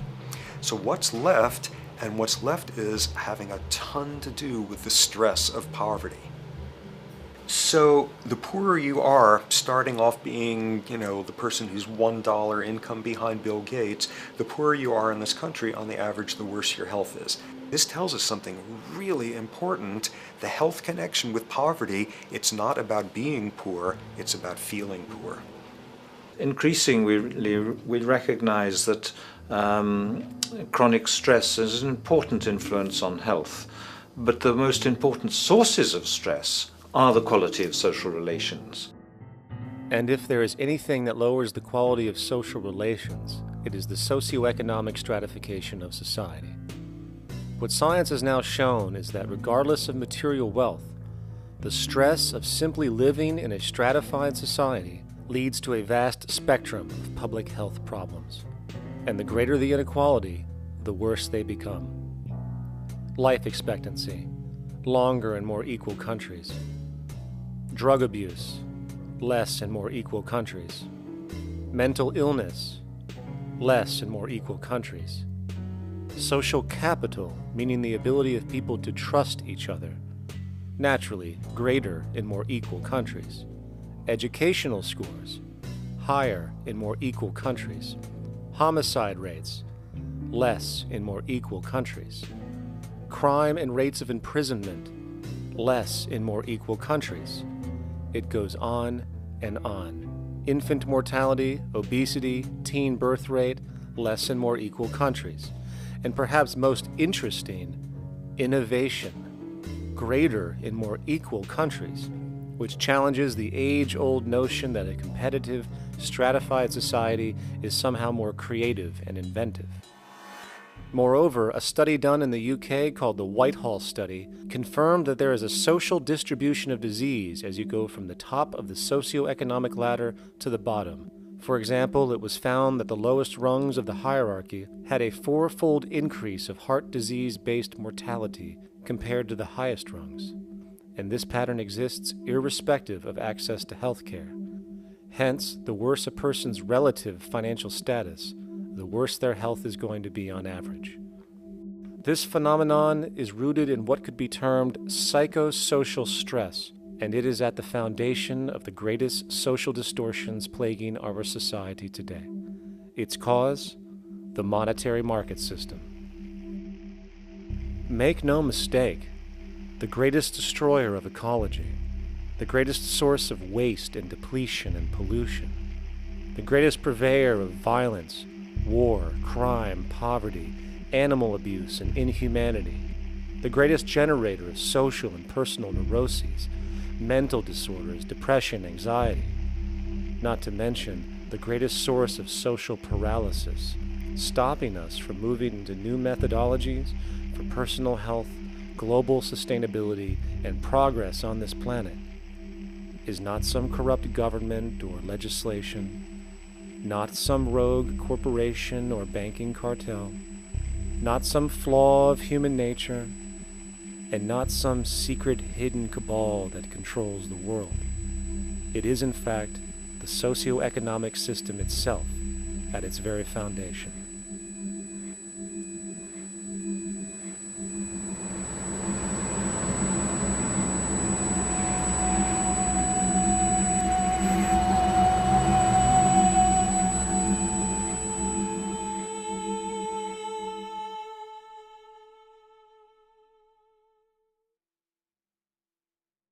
Let's imagine for a moment we had the option to redesign human civilization from the ground up. What if, hypothetically speaking, we discovered an exact replica of the planet Earth, and the only difference between this new planet and our current one is that human evolution had not occurred. It was an open palette. No countries, no cities, no pollution, no Republicans, just a pristine, open environment. So, what would we do? Well, first we need a goal, right? And it's safe to say that goal would be to survive. And not to just survive, but to do so in an optimized, healthy, prosperous way. Most people indeed desire to live, and they would prefer to do so without suffering. Therefore, the basis of this civilization needs to be as supportive and hence sustainable for human life as possible, taking into account the material needs of all the world's people, while trying to remove anything that could hurt us in the long run. That goal of, say, maximum sustainability understood, the next question regards our method. What kind of approach do we take? Well, let's see. Last I checked, politics was the method of social operation on Earth. So what do the doctrines of the Republicans, liberals, conservatives, or socialists have to say about societal design? Not a damn thing. Okay, then what about religion? Surely the great creator had to have left some blueprint somewhere. No, nothing I can find. Okay then, so what's left? It appears something called science. Science is unique in that its methods demand not only that the ideas proposed be tested and replicated, but everything science comes up with is also inherently falsifiable. In other words, unlike religion and politics, science has no ego, and everything it suggests accepts the possibility of being proven wrong eventually. It holds on to nothing and evolves constantly. Well, that sounds natural enough to me. So then, based on the current state of scientific knowledge in the early 21st century, along with our goal of maximum sustainability for the human population, how do we begin the actual process of construction? Well, the first question to ask, what do we need to survive? The answer, of course, are planetary resources. Whether it is the water we drink, the energy we use, the raw materials we utilize to create tools and shelter, the planet hosts an inventory of resources, many of which are demanded for our survival. So, given that reality, it then becomes critical to figure out what we have and where it is. This means we need to conduct a survey. We simply locate and identify every physical resource on the planet we can, along with the amount available at each location, from the deposits of copper, to the most potent locations for wind farms to produce energy, to the natural freshwater springs, to an assessment of the amount of fish in the ocean, to the most prime arable land for food cultivation, etc. But, since we humans are going to be consuming these resources over time, we then realize that not only do we need to locate and identify, we also need to track. We need to make sure we don't run out of any of this stuff. That would be bad. And this means not only tracking our rates of use, but the rates of earthly regeneration as well, such as how long it takes for, say, a tree to grow or a spring to replenish. This is called dynamic equilibrium. In other words, if we use up trees faster than they can be grown back, we have a serious problem, for it is unsustainable. So then, how do we track this inventory, especially when we recognize that all of this stuff is scattered everywhere? We have large mineral mines in what we call Africa, energy concentrations in the Middle East, huge tidal power possibilities on the Atlantic coast of North America, the largest supply of freshwater in Brazil, etc. Well, once again, good old science has a suggestion. It's called systems theory. Systems theory recognizes that the fabric of the natural world, from human biology to the earthly biosphere to the gravitational pull of the solar system itself, is one huge synergistically connected system, fully interlinked. Just as human cells connect to form our organs, and the organs connect to form our bodies, and since our bodies cannot live without the earthly resources of food, air, and water, we are intrinsically connected to the earth, and so on. So, as nature suggests, we take all of this inventory and tracking data and create a system to manage it. A global resource management system, in fact, to account for every relevant resource on the planet. There is simply no logical alternative if our goal as a species is survival in the long run. We have to keep track as a whole. That understood, we can now consider production. How do we use all this stuff? What will our process of production be, and what do we need to consider to make sure it is as optimized as possible to maximize our sustainability? Well, the first thing that jumps right out at us is the fact that we need to constantly try and preserve. The planet's resources are essentially finite, so it is important that we be strategic. Strategic preservation is key. The second thing we recognize is that some resources are really not as good as others in their performance. In fact, some of this stuff, when put into use, has a terrible effect on the environment, which invariably hinders our own health. For example, oil and fossil fuels, no matter how you cut it, release some pretty destructive agents into the environment. Therefore, it is critical we do our best to use such things only when we really have to, if at all. Fortunately for us, we see a ton of solar, wind, tidal, wave, heat differential, and geothermal possibilities for energy production, so we can strategize objectively about what we use and where to avoid what could be called negative retroactions, or anything that results from production or use that damages the environment and hence ourselves. We will call this strategic safety to couple in with our strategic preservation. But production strategies do not stop there. We are going to need an efficiency strategy for the actual mechanics of production itself. And what we find is that there are roughly 3 specific protocols we must adhere to. 1. Every good we produce must be designed to last as long as possible. Naturally, the more things break down, the more resources we are going to need to replace them, and the more waste produced. 2. When things do break down or are no longer usable for whatever reason, it is critical that we harvest or recycle as much as we possibly can. So the production design must take this into account directly at the very earliest stages. 3. Quickly evolving technologies, such as electronics, which are subject to the fastest rates of technological obsolescence, would need to be designed to foreshadow and accommodate physical updates. The last thing we want to do is throw away an entire computer system just because it has only one broken part or is outdated. So we simply design the components to be easily updated, part by part, standardized and universally interchangeable, foreshadowed by the current trend of technological change.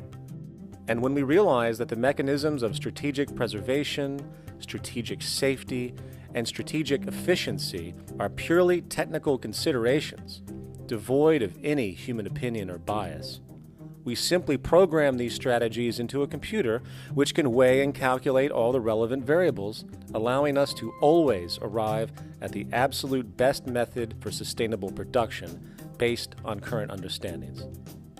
And while that might sound complex, all it is a glorified calculator. Not to mention such multivariate decision-making and monitoring systems are already used across the world today for isolated purposes. It is simply a process of scaling it out. So, now we not only have our resource management system, but also a production management system, both of which are easily computer automated to maximize efficiency, preservation, and safety.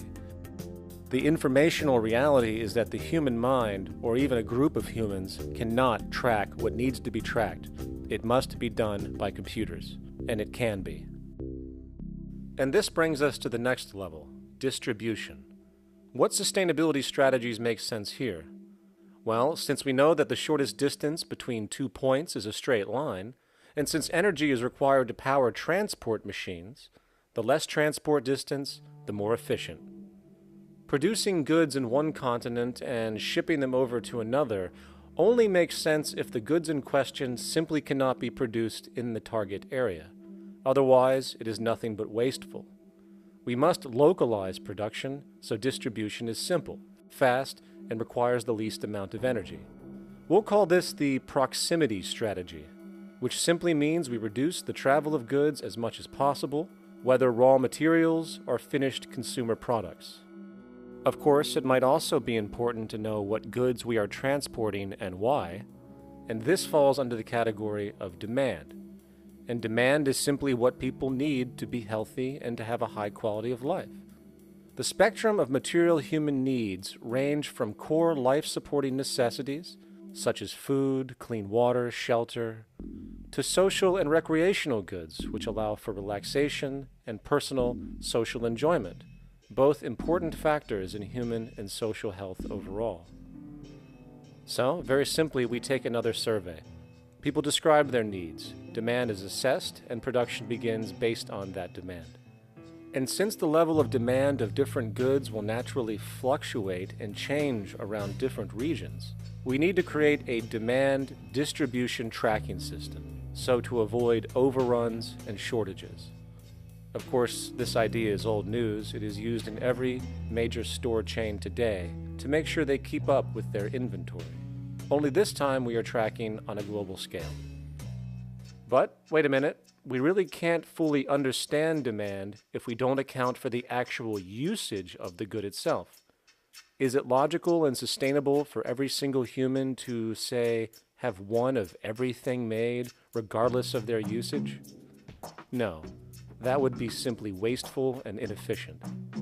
If a person has a need for a good, but that need is only for, say, 45 minutes a day on average, it would be much more efficient if that good was made available to them and to others when needed. Many forget that it isn't the good that they want, it is the purpose of that good. When we realize that the good itself is only as important as its utility, we see that external restriction, or what we might call today ownership, is extremely wasteful and environmentally illogical in a fundamental economic sense. So, we need to devise a strategy called strategic access. This will be the foundation of our demand distribution tracking system, which makes sure we can meet the demand of the population's needs for access of whatever they need when they need it. And as far as physically obtaining the goods, centralized and regional access centers all make sense for the most part, placed in close proximity to the population, and a person would simply come in, take the item, use it, and when finished, return it when it is no longer needed. Sort of how a library works today.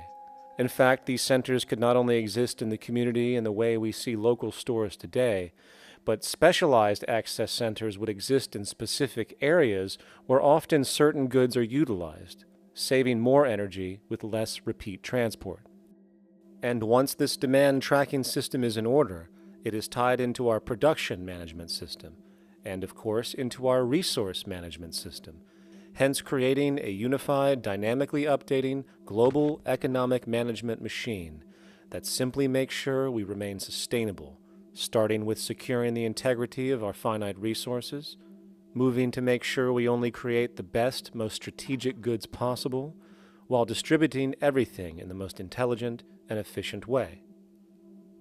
And the unique result of this preservation-based approach, which is intuitively counter to many, is that this logical, ground-up, empirical process of preservation and efficiency, which can only define true human sustainability on this planet, would likely enable something never before seen in human history. Access abundance, not just for a percentage of the global population, but the entire civilization. This economic model, as was just generalized, this responsible systems approach to total Earth resource management and processes, designed again to do nothing less than take care of humanity as a whole in the most efficient and sustainable way, could be termed a resource-based economy. The idea was defined in the 1970s by structural engineer Jacques Fresco, He understood back then that society was on a collision course with nature and itself, unsustainable on every level. And if things didn't change, we would destroy ourselves one way or another. Are all these things you're saying, Jacques, could they be built with what we know today, or are some of these things, are you guessing based on what we know today? No. All of these things can be built with what we know today. It would take 10 years to change the surface of the earth, to rebuild the world into a second Garden of Eden. The choice lies with you. The stupidity of a nuclear arms race, the development of weapons, trying to solve your problems politically by electing this political party or that political party, that all politics is immersed in corruption. Let me say it again. Communism, socialism, fascism, the Democrats, the liberals, we want to absorb human beings. All organizations that believe in a better life for man, there are no Negro problems or Polish problems or Jewish problems or Greek problems or women's problems. They're human problems. I'm not afraid of anybody. I don't work for anyone. No one can discharge me. I have no boss. I am afraid to live in the society we live in today. Our society cannot be maintained by this type of incompetency. It was great, the free enterprise system, about 35 years ago. That was the last of its usefulness. Now we've got to change our way of thinking or perish. The horror movies of the future will be our society, the way it didn't work. And politics would be part of a horror movie. Lots of people today use the term cold science because they're analytical. And they don't even know what analytical means. Science means closer approximations of the way the world really works. So it's telling the truth, is what it is. A scientist doesn't try to get along with people. They tell them what their findings are. They have to question all things. And if some scientist comes up with an experiment that shows certain materials have certain strength, other scientists have to be able to duplicate that experiment and come up with the same results. Even if a scientist feels that an airplane wing, due to mathematics or calculations, can hold up a given amount of weight, they still pile sandbags on it to see when it breaks. And they say, you know, my calculations are right, or they're not correct. I love that system because it's free of bias and free of thinking that math can solve all the problems. You have to put your math to test also. I think that every system that can be put to test should be put to test. And that all decisions should be based upon research. A resource-based economy is simply the scientific method applied to social concern, an approach utterly absent in the world today. Society is a technical invention, and the most efficient methods of optimized human health, physical production, distribution, city infrastructure, and the like reside in the field of science and technology, not politics or monetary economics. It operates in the same systematic way as, say, an airplane, and there is no Republican or liberal way to build an airplane. Likewise, nature itself is the physical referent we use to prove our science, and it is a set system, emerging only from our increased understanding of it. In fact, it has no regard for what you subjectively think or believe to be true. Rather, it gives you an option. You can learn and fall in line with its natural laws and conduct yourself accordingly, invariably creating good health and sustainability, or you can go against the current to no avail. It doesn't matter how much you believe you can just stand up right now and walk on the wall next to you. The law of gravity will not allow it. If you do not eat, you will die. If you are not touched as an infant, you will die. As harsh as it may sound, nature is a dictatorship, and we can either listen to it and come in harmony with it, or suffer the inevitable adverse consequences. So, a resource-based economy is nothing more than a set of proven, life-supporting understandings where all decisions are based upon optimized human and environmental sustainability.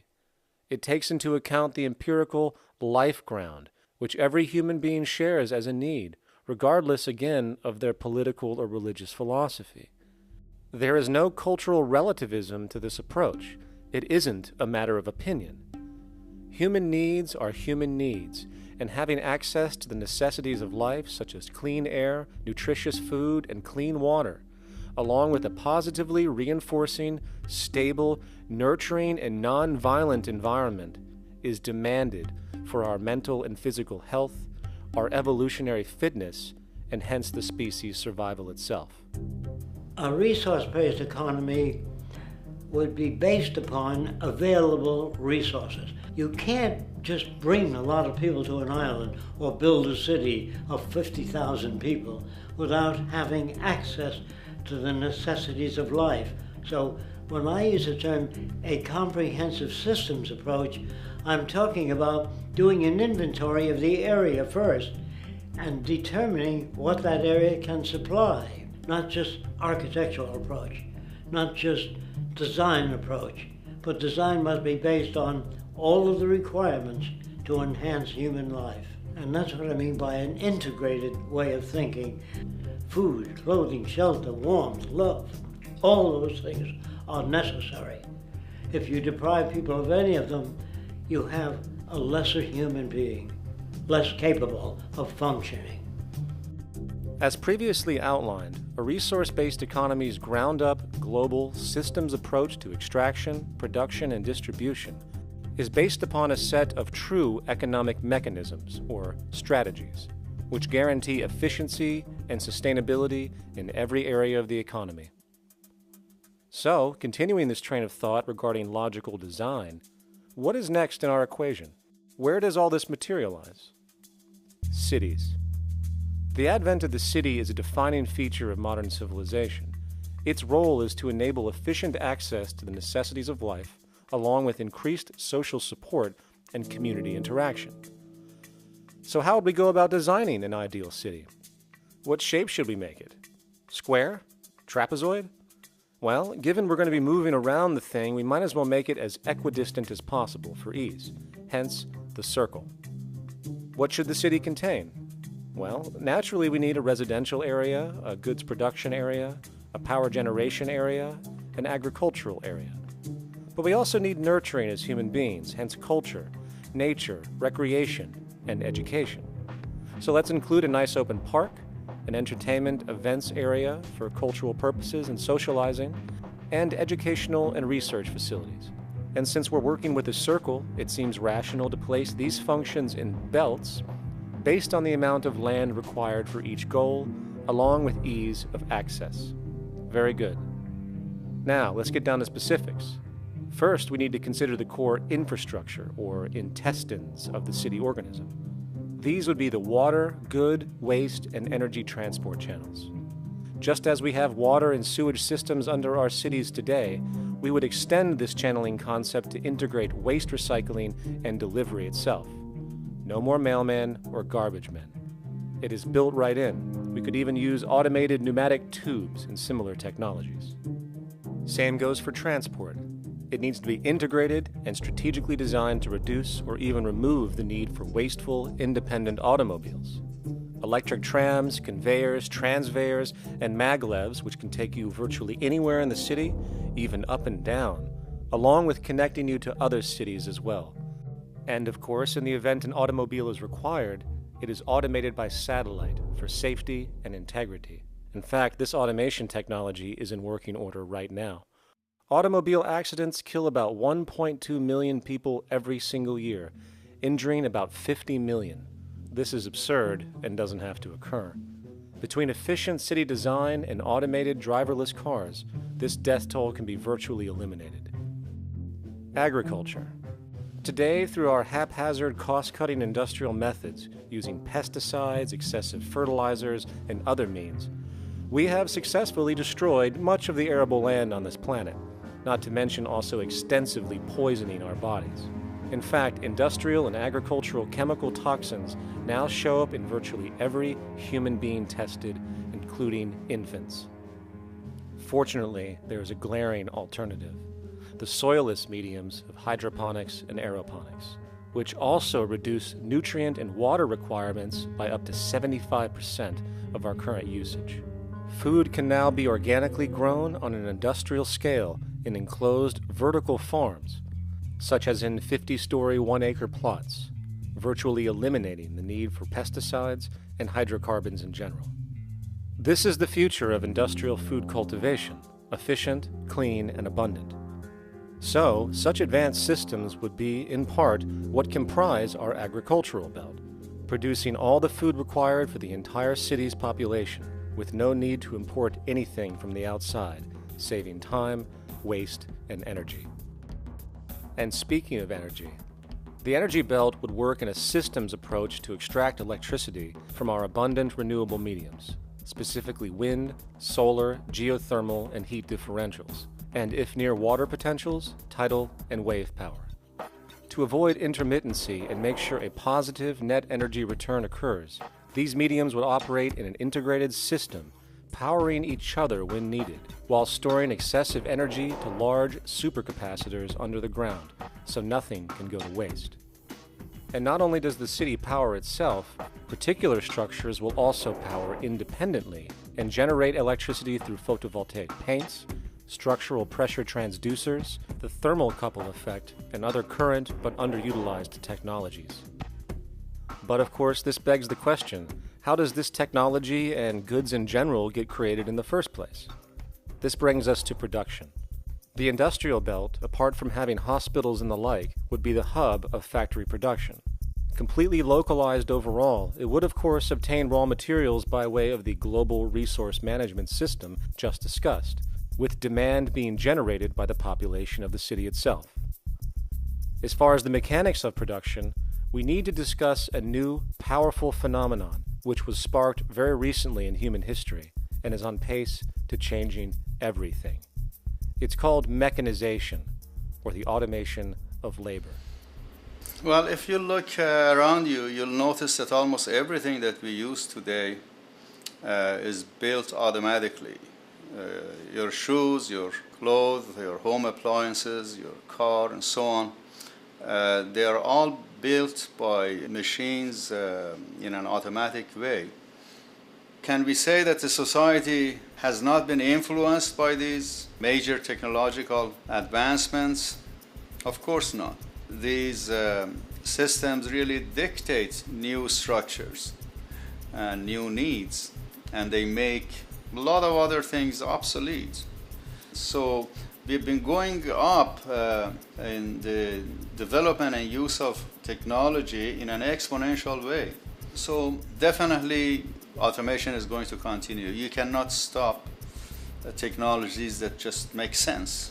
Labor automation through technology is at the bottom of every major social transformation in human history. From the agricultural revolution and the invention of the plow, to the industrial revolution and the invention of the powered machine, to the information age we live in now, through essentially the invention of advanced electronics and computers.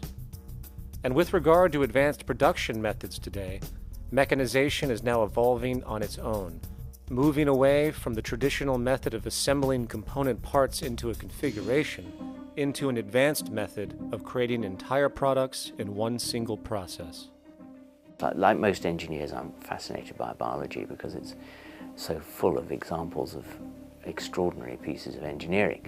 And absolutely, what biology is the study of things that copy themselves. Of course, that's good a definition of life as we've got. Again, as an engineer, I've always been intrigued by the idea of machines that would copy themselves. RetRap is a three-dimensional printer.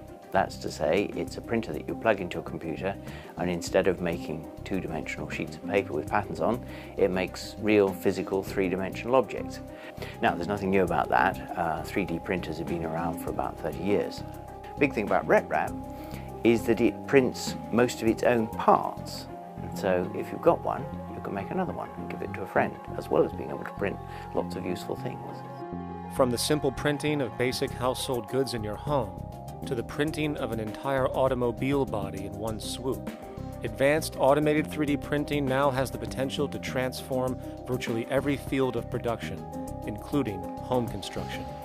Contour crafting is actually a fabrication technology, the so-called 3D printing, when you directly build a 3D object from a computer model. Using contour crafting, it will be possible to build a 2,000 square foot home entirely by the machine in one day. The reason that people are interested in automating construction is that it really brings a lot of benefits. For example, construction is pretty labor intensive, and although it provides job for a sector of the society, it also has issues and complications. For example, construction is the most dangerous job that there is. It is worse than mining and agriculture. It has got the highest level of fatality almost in every country. Another issue is the waste. An average home in the United States has 3 to 7 tons of waste. So this is huge if we look at the impact of construction and knowing that about 40% of all materials in the world are used in construction. So big waste of energy and resources and big damage to the environment as well. Making homes using hammers and nails and wood with the state of our technology today is really absurd and will go the way of our labor class in regards to manufacturing in the United States. Recently, there was a study by economist David Autor of MIT that states that our middle class is obsolete and being replaced by automation. Quite simply, mechanization is more productive, efficient, and sustainable than human labor in virtually every sector of the economy today. Machines do not need vacations, breaks, insurance, pensions, and they can work 24 hours a day every day. The output potential and accuracy compared to human labor is unmatched.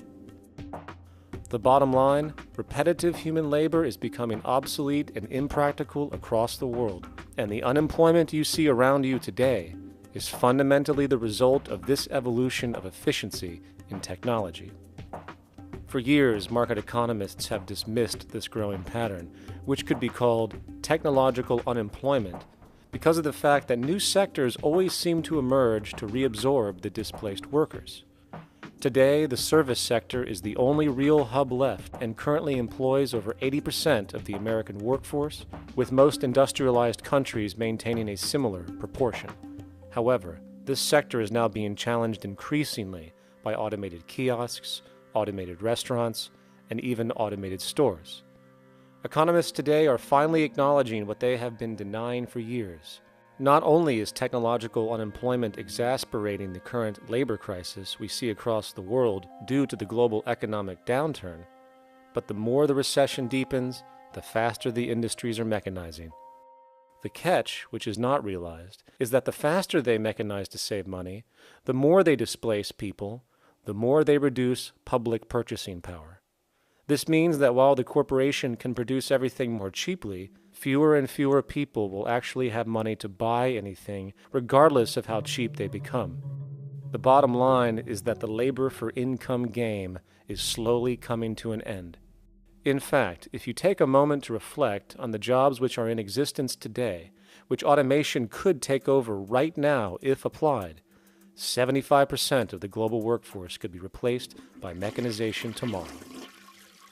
And this is why, in a resource-based economy, there is no monetary market system, no money at all, for there is no need. A resource-based economy recognizes the efficiency of mechanization and accepts it for what it offers. It doesn't fight it like we do today. Why? Because it is irresponsible not to, given any interest in efficiency and sustainability. And this brings us back to our city system. In the center is the central dome, which not only houses the educational facilities and transportation hub, it also hosts the mainframe that runs the city's technical operations. The city is, in fact, one big automated machine. It has sensors in all technical belts to track the progress of agriculture, energy gathering, production, distribution, and the like. Now, would people be needed to oversee these operations in the event of a malfunction or the like? Most probably yes, but that number would decrease over time as improvements continue. However, as of today, maybe 3% of the city population would be needed for this job when you break it down. And I can assure you that in an economic system which is actually designed to take care of you and secure your well-being, without you having to submit to a private dictatorship on a daily basis, usually to a job that is either technically unnecessary or socially pointless, while often struggling with debt that doesn't exist just to make ends meet. I guarantee you people will volunteer their time left and right to maintain and improve a system that actually takes care of them. And coupled with this issue of incentive comes the common assumption that if there isn't some external pressure for one to work for a living, people will just sit around, do nothing, and turn into fat, lazy blobs. This is nonsense. The labor system we have today is in fact the generator of laziness, not a resolver of it. If you think back to when you were a child, full of life, interested in new things to understand, likely creating and exploring, but as time went on, the system pushed you into the focus of figuring out how to make money. And from early education to study at a university, you are narrowed, only to emerge as a creature which serves as a cog in a wheel in a model that sends all the fruits to the upper 1%. Scientific studies have now shown that people are, in fact, not motivated by monetary reward when it comes to ingenuity and creation. The creation itself is the reward. Money, in fact, appears only to serve as an incentive for repetitive, mundane actions, a role we have just now shown can be replaced by machine. So when it comes to innovation, the actual use of the human mind, the monetary incentive has proven to be a hindrance, interfering and detracting from creative thought. And this might explain why Nikola Tesla, the Wright brothers, and other inventors who contributed massively to our current world never showed a monetary incentive to do so. Money is, in fact, a false incentive and causes 100 times more distortion than it does contribution. Good morning, class. Please settle down. The first thing I would like to do is go around the room and ask what everyone would like to be when they grow up. Who would like to go first? Okay, how about you, Sarah? When I grow up, I want to work at McDonald's like my mom. Oh, family tradition, eh? How about you, Linda? When I grow up, I'm going to be a prostitute on the streets of New York City. Oh, glamour girl, huh? Very ambitious. How about you, Tommy? When I grow up, I'm going to be a rich, elitist businessman who works on Wall Street and profits off of the collapse of foreign economies. Enterprising, and great to see some multicultural interest. As stated before, a resource-based economy applies the scientific method to social concern, and this isn't limited to simply technical efficiency. It also has the consideration of human and social well-being directly and what comprises it. What good is a social system if, in the end, it doesn't produce happiness and peaceful coexistence? So it is important to point out that with the removal of the money system and the necessities of life provided, we would see a global reduction in crime by about 95% almost immediately, for there is nothing to steal, embezzle, scam, or the like. 95% of all people in prisons today are there due to some monetary-related crime or drug abuse, and drug abuse is a disorder, not a crime. So what about the other 5%, the truly violent, often seeming to some as being violent for the sake of being violent? Are they just evil people? The reason that I frankly think it's a waste of time to engage in moral value judgments about people's violence is because it doesn't advance by one iota our understanding of either the causes or the prevention of the violent behavior. People sometimes ask if I believe in forgiving criminals. My answer to that is, no, I don't believe in forgiveness any more than I believe in condemnation. It's only if we as a society can take the same attitude of treating violence as a problem in public health and preventive medicine rather than as a moral evil. It's only when we make that change in our own attitudes and assumptions and values that we will actually succeed in reducing the level of violence rather than stimulating it, which is what we do now. The more justice you seek, the more hurt you become, because there's no such thing as justice. There is whatever there is out there. That's it. In other words, if people are conditioned to be racist and bigots, if they're brought up in an environment that advocates that, why do you blame the person for it? They're a victim of a subculture. Therefore, they have to be helped. The point is, we have to redesign the environment that produces aberrant behavior. That's the problem, not putting a person in jail.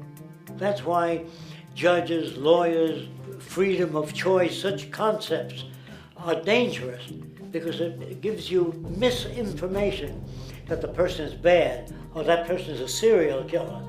Serial killers are made, just like soldiers become serial killers with a machine gun. They become killing machines, but nobody looks at them as murderers or assassins, because that's natural. So we blame people. We say, well, this guy was a Nazi, he tortured Jews. No, he was brought up to torture Jews. Once you accept the fact that people have individual choices and they're free to make those choices, free to make choices means without being influenced. And I can't understand that at all. All of us are influenced in all our choices by the culture we live in, by our parents, and by the values that dominate. So we're influenced. So there can't be free choices. What's the greatest country in the world? The true answer, I haven't been all over the world, and I don't know enough about different cultures to answer that question. I don't know anybody that speaks that way. They say, good old USA, the greatest country in the world. There's no survey. Have you been to India? No. Have you been to England? No. Have you been to France? No. What do you make your assumptions on? They can't answer. They get mad at you. They say, well, goddamn it, who the hell are you to tell me what to think? You know, don't forget, you're dealing with aberrated people. They're not responsible for their answers. They're victims of culture. That means they've been influenced by their culture.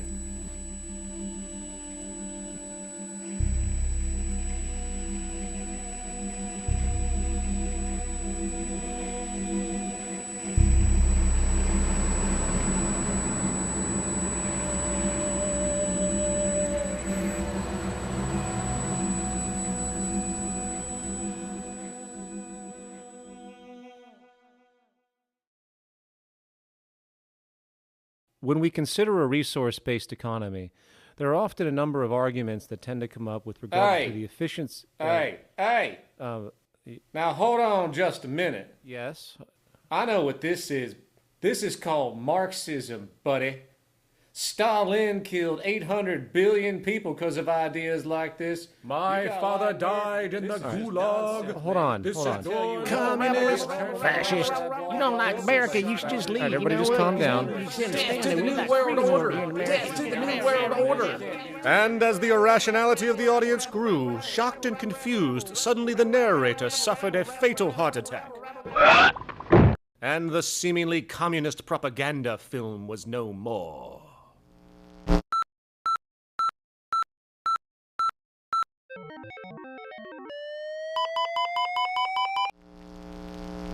You know, I've said that sort of thing to people in think tank type of situations, and you know, these Club of Rome types and so forth. Marxist. What Marxist? Where did that come from? You know, they got this icon they hold on to as their holy grail, and it's such an easy one, you know. People ask if I'm a socialist or a communist or a capitalist, and I say I'm none of the above. And why do you think that those are the only options? All of those political constructs were created by writers who assumed that we lived on a planet of infinite resources. Not a one of those political philosophies even contemplates that there might be a shortage of anything.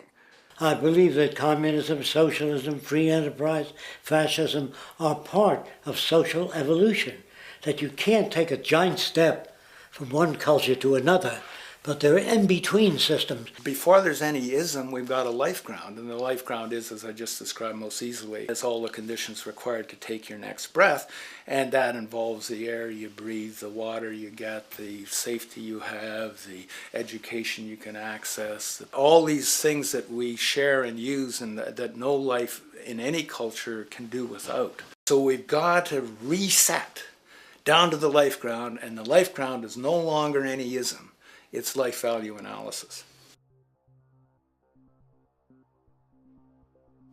It's simply a matter of historical fact that the dominant intellectual culture of any particular society reflects the interests of the dominant group in that society. In a slave-owning society, the beliefs about human beings and human rights and so on will reflect the needs of the slave owners. In a society which again is based on the power of certain people to control and profit from the lives and work of millions of others, the dominant intellectual culture will reflect the needs of the dominant group. And so that if you look across the board, the ideas that pervade psychology and sociology and history and political economy and political science fundamentally reflect certain elite interests. And the academics who question that too much tend to get shunted to the side or to be seen as sort of radicals. The dominant values of a culture tend to support and perpetuate what is rewarded by that culture. And in a society where success and status is measured by material wealth, not social contribution, it is easy to see why the state of the world is what it is today. We are dealing with a values system disorder, completely denatured, where the priority of personal and social health have become secondary to the detrimental notions of artificial wealth and limitless growth. And like a virus, this disorder now permeates every facet of government, news media, entertainment, and even academia. And built into its structure are mechanisms of protection from anything that might interfere. Disciples of the monetary market religion, the self-appointed guardians of the status quo, constantly seek out ways to avoid any form of thought which might interfere with their beliefs, the most common of which are projected dualities. If you are not a Republican, you must be a Democrat. If you are not a Christian, you might be a Satanist. And if you feel society can be greatly improved to consider perhaps, I don't know, taking care of everyone, you're just a utopianist. And the most insidious of them all, if you are not for the free market, you must be against freedom itself. I'm a believer in freedom.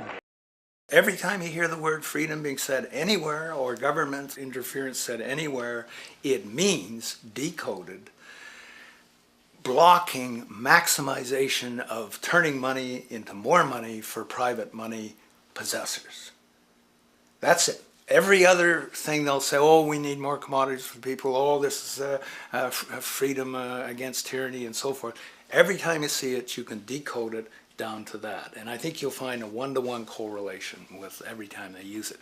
And this is a sense in which we might call, it's a syntax, a governing syntax of understanding and of value, so that it governs beneath their own recognition of it. So they may not say, oh, I didn't mean that at all, but in fact, that's what they do. Just like you may speak a grammar, and you have rules of grammar you follow without recognizing what the rules are. And so what we have is what I call the ruling value syntax that underlies this. So every time they use these words, government interference, lack of freedom, or progress, or development, you can decode them all to come back to mean that. Of course, when you hear the word freedom, it tends to be in the same sentence with something called democracy. It's fascinating how people today seem to believe that they actually have a relevant influence on what their government does, forgetting that the very nature of our system offers everything for sale. The only vote that counts is the monetary vote, and it doesn't matter how much any activist yells about ethics or accountability. In a market system, every politician, every legislation, and hence every government is for sale. And even with the $20 trillion bank bailout starting in 2007, an amount of money which could have changed, say, the global energy infrastructure to fully renewable methods, instead going to a series of institutions that literally do nothing to help society, institutions that could be removed tomorrow with no recourse. The blind conditioning that politics and politicians exist for the public well-being still continues. The fact is, politics is a business, no different than any other in a market system, and they care about their self-interest before anything else. I don't really, honestly, deep down believe in political action. I think the system contracts and expands as it wants to. It accommodates these changes. I think the civil rights movement was an accommodation on the part of those who own the country. I think they see where their self-interest lies. They see a certain amount of freedom seems good, an illusion of liberty. Give these people a voting day every year so that they'll have the illusion of meaningless choice. Meaningless choice that we go like slaves and say, "Oh, I voted." The limits of debate in this country are established before the debate even begins, and everyone else is marginalized. They're made to seem either to be communists or some sort of disloyal person, a kook, there's a word, and now it's conspiracy. Say, they've made that something that should not be even entertained for a minute, that powerful people might get together and have a plan. Doesn't happen. You're a kook. You're a conspiracy buff. And of all the mechanisms of defense of this system, there are two that repeatedly come up. The first is this idea that the system has been the cause of the material progress we have seen on this planet. Well, no.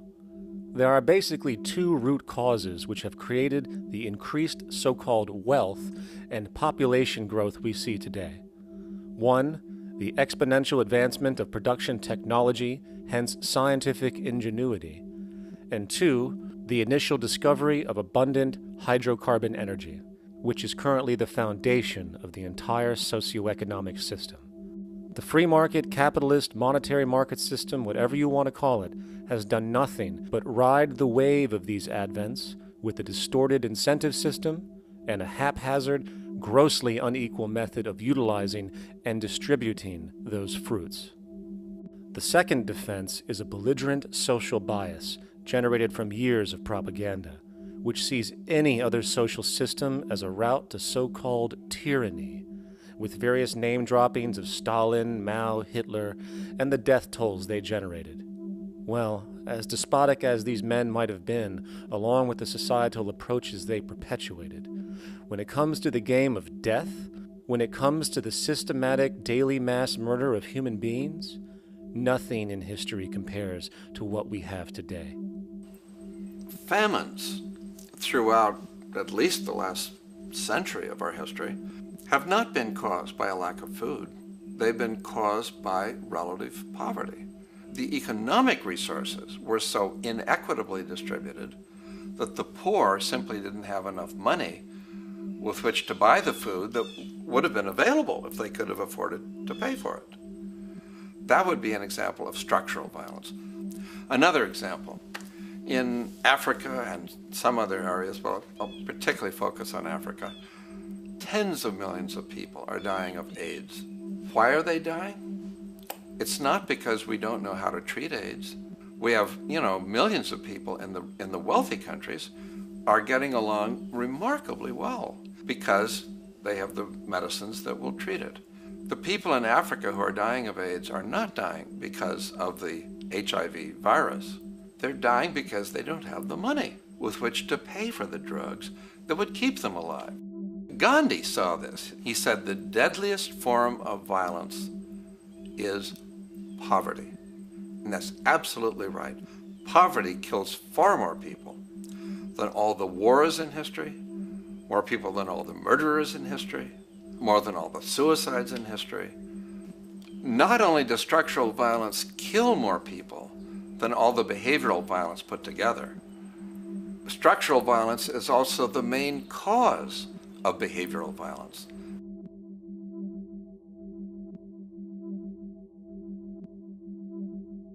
Oil is the foundation of, and it is present throughout the edifice of human civilization. There are 10 calories of hydrocarbon energy, oil and natural gas, in every calorie of food you and I eat in the industrialized world. Fertilizers are made from natural gas. Pesticides are made from oil. You drive oil-powered machines to plant, plow, irrigate, harvest, transport, package. You wrap the food in plastic, that's oil. All plastic is oil. There are 7 gallons of oil in every tire. Oil is everywhere. It's ubiquitous. And it's only because of oil that there are 7 billion people, or almost 7 billion people on this planet right now. The arrival of this cheap, easy energy, which is equivalent, by the way, to billions of slaves working around the clock, changed the world in such a radical way over the last century, and the population has gone up 10 times. But by 2050, oil supply is able to support less than half the present world's population in their present way of life. So the scale of adjustment to live differently is just enormous. The world is now using 6 barrels of oil for every barrel it finds. 5 years ago, it was using 4 barrels of oil for every barrel it finds. A year from now, it's going to be using 8 barrels of oil for every barrel it finds. What's disturbing to me is the lack of any real effort from governments worldwide or industry leaders worldwide to do something different. I mean, we have these sort of attempts to build more wind power and to maybe do something with tide. We've got attempts to make our cars a little bit more efficient. But there's nothing which really looks like a revolution coming along. These are all pretty minor. And that, I think, is pretty frightening. And the governments who are driven by these economists who don't really appreciate what we're talking about are trying to stimulate consumerism to restore past prosperity in the hope that they can restore the past. They're printing yet more money lacking any collateral at all.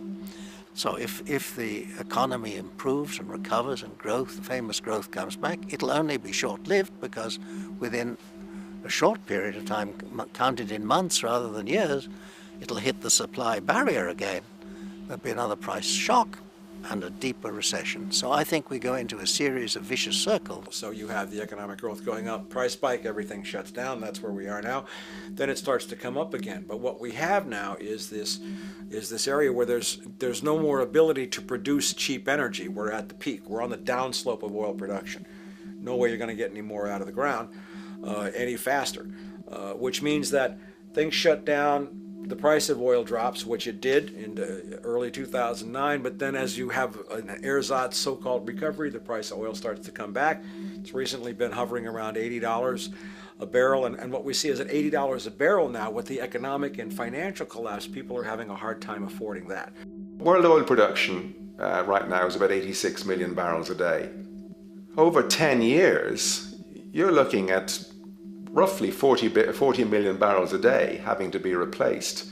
There's nothing around which can come even within 1% of meeting that sort of demand. If we don't do something pretty quickly, there's going to be a huge energy deficiency.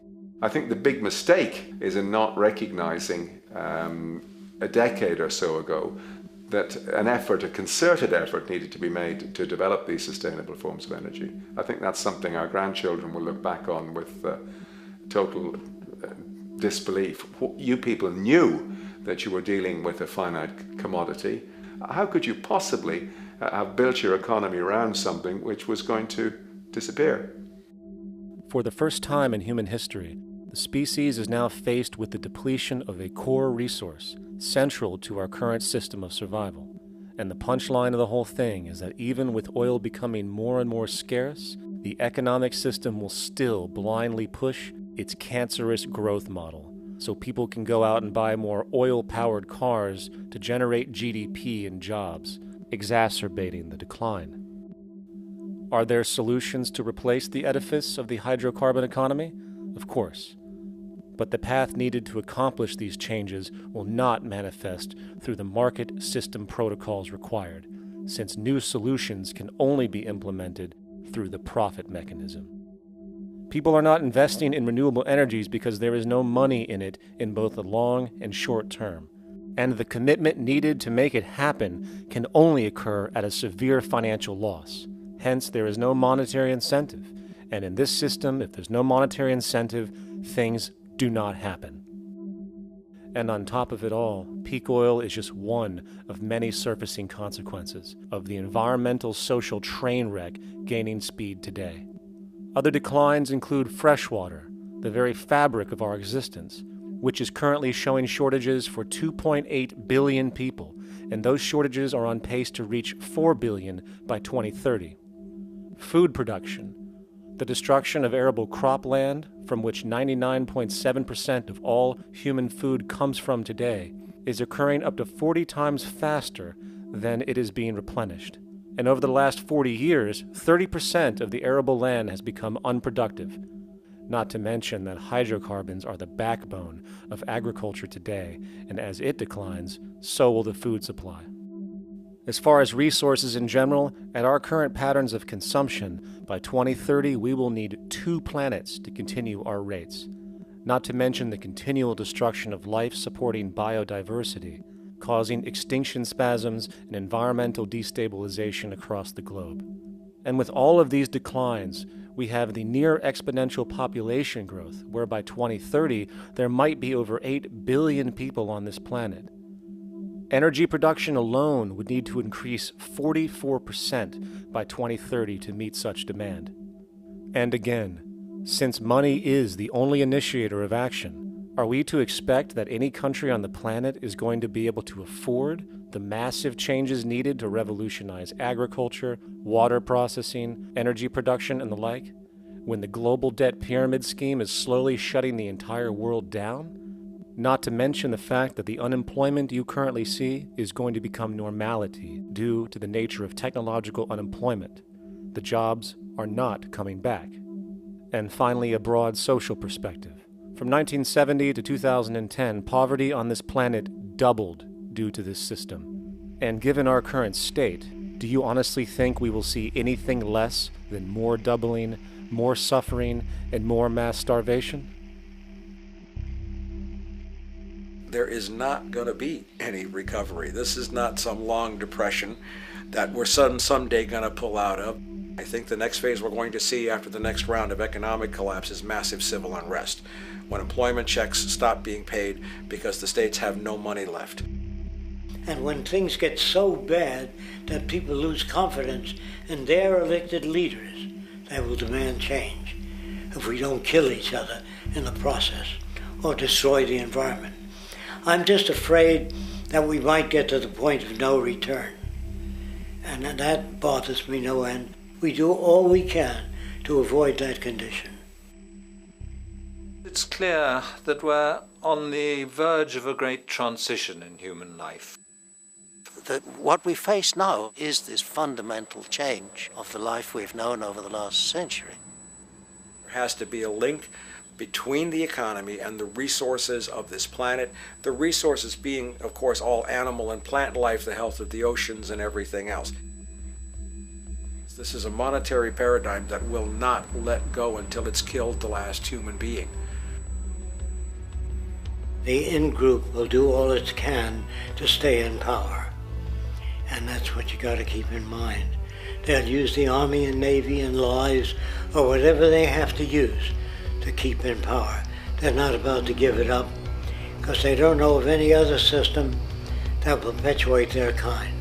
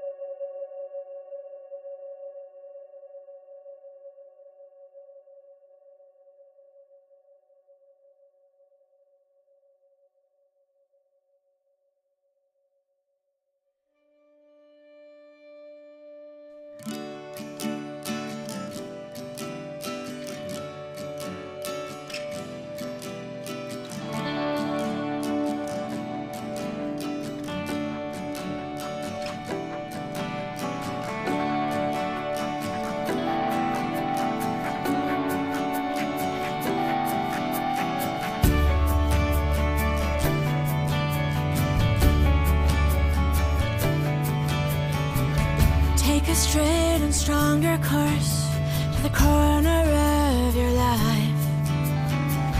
Just remember that the goal is for us all to capture all we want. We have to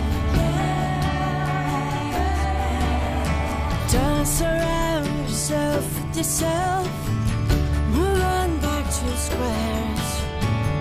Send an instant karma to me, and I shall live with love and care for yourself. 'Cause it's time and time with your time, and its news is captured for the queen to use.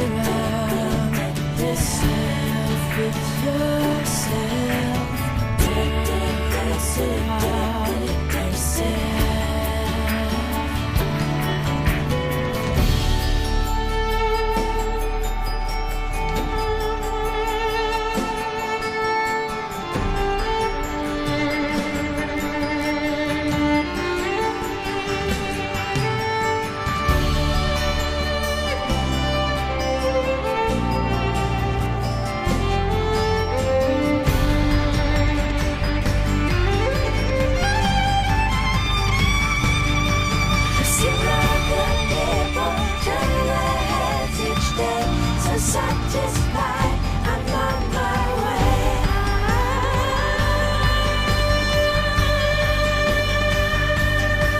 To see other people turn their heads each day. So satisfied, I'm on my way. To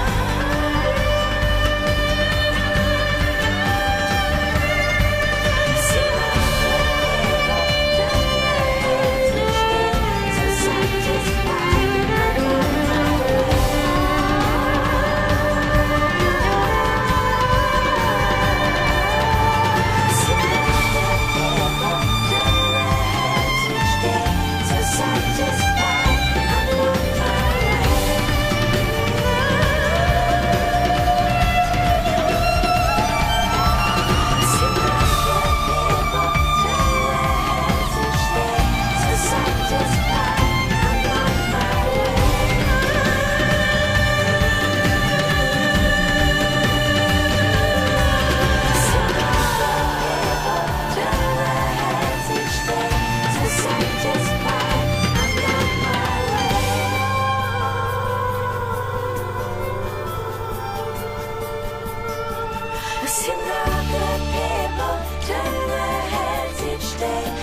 Satisfied, I'm on my way.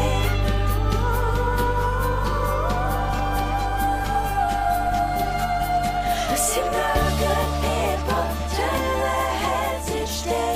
So satisfied, I'm on my way.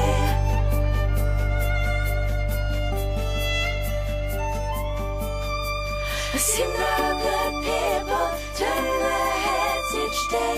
So satisfied, I'm on my way.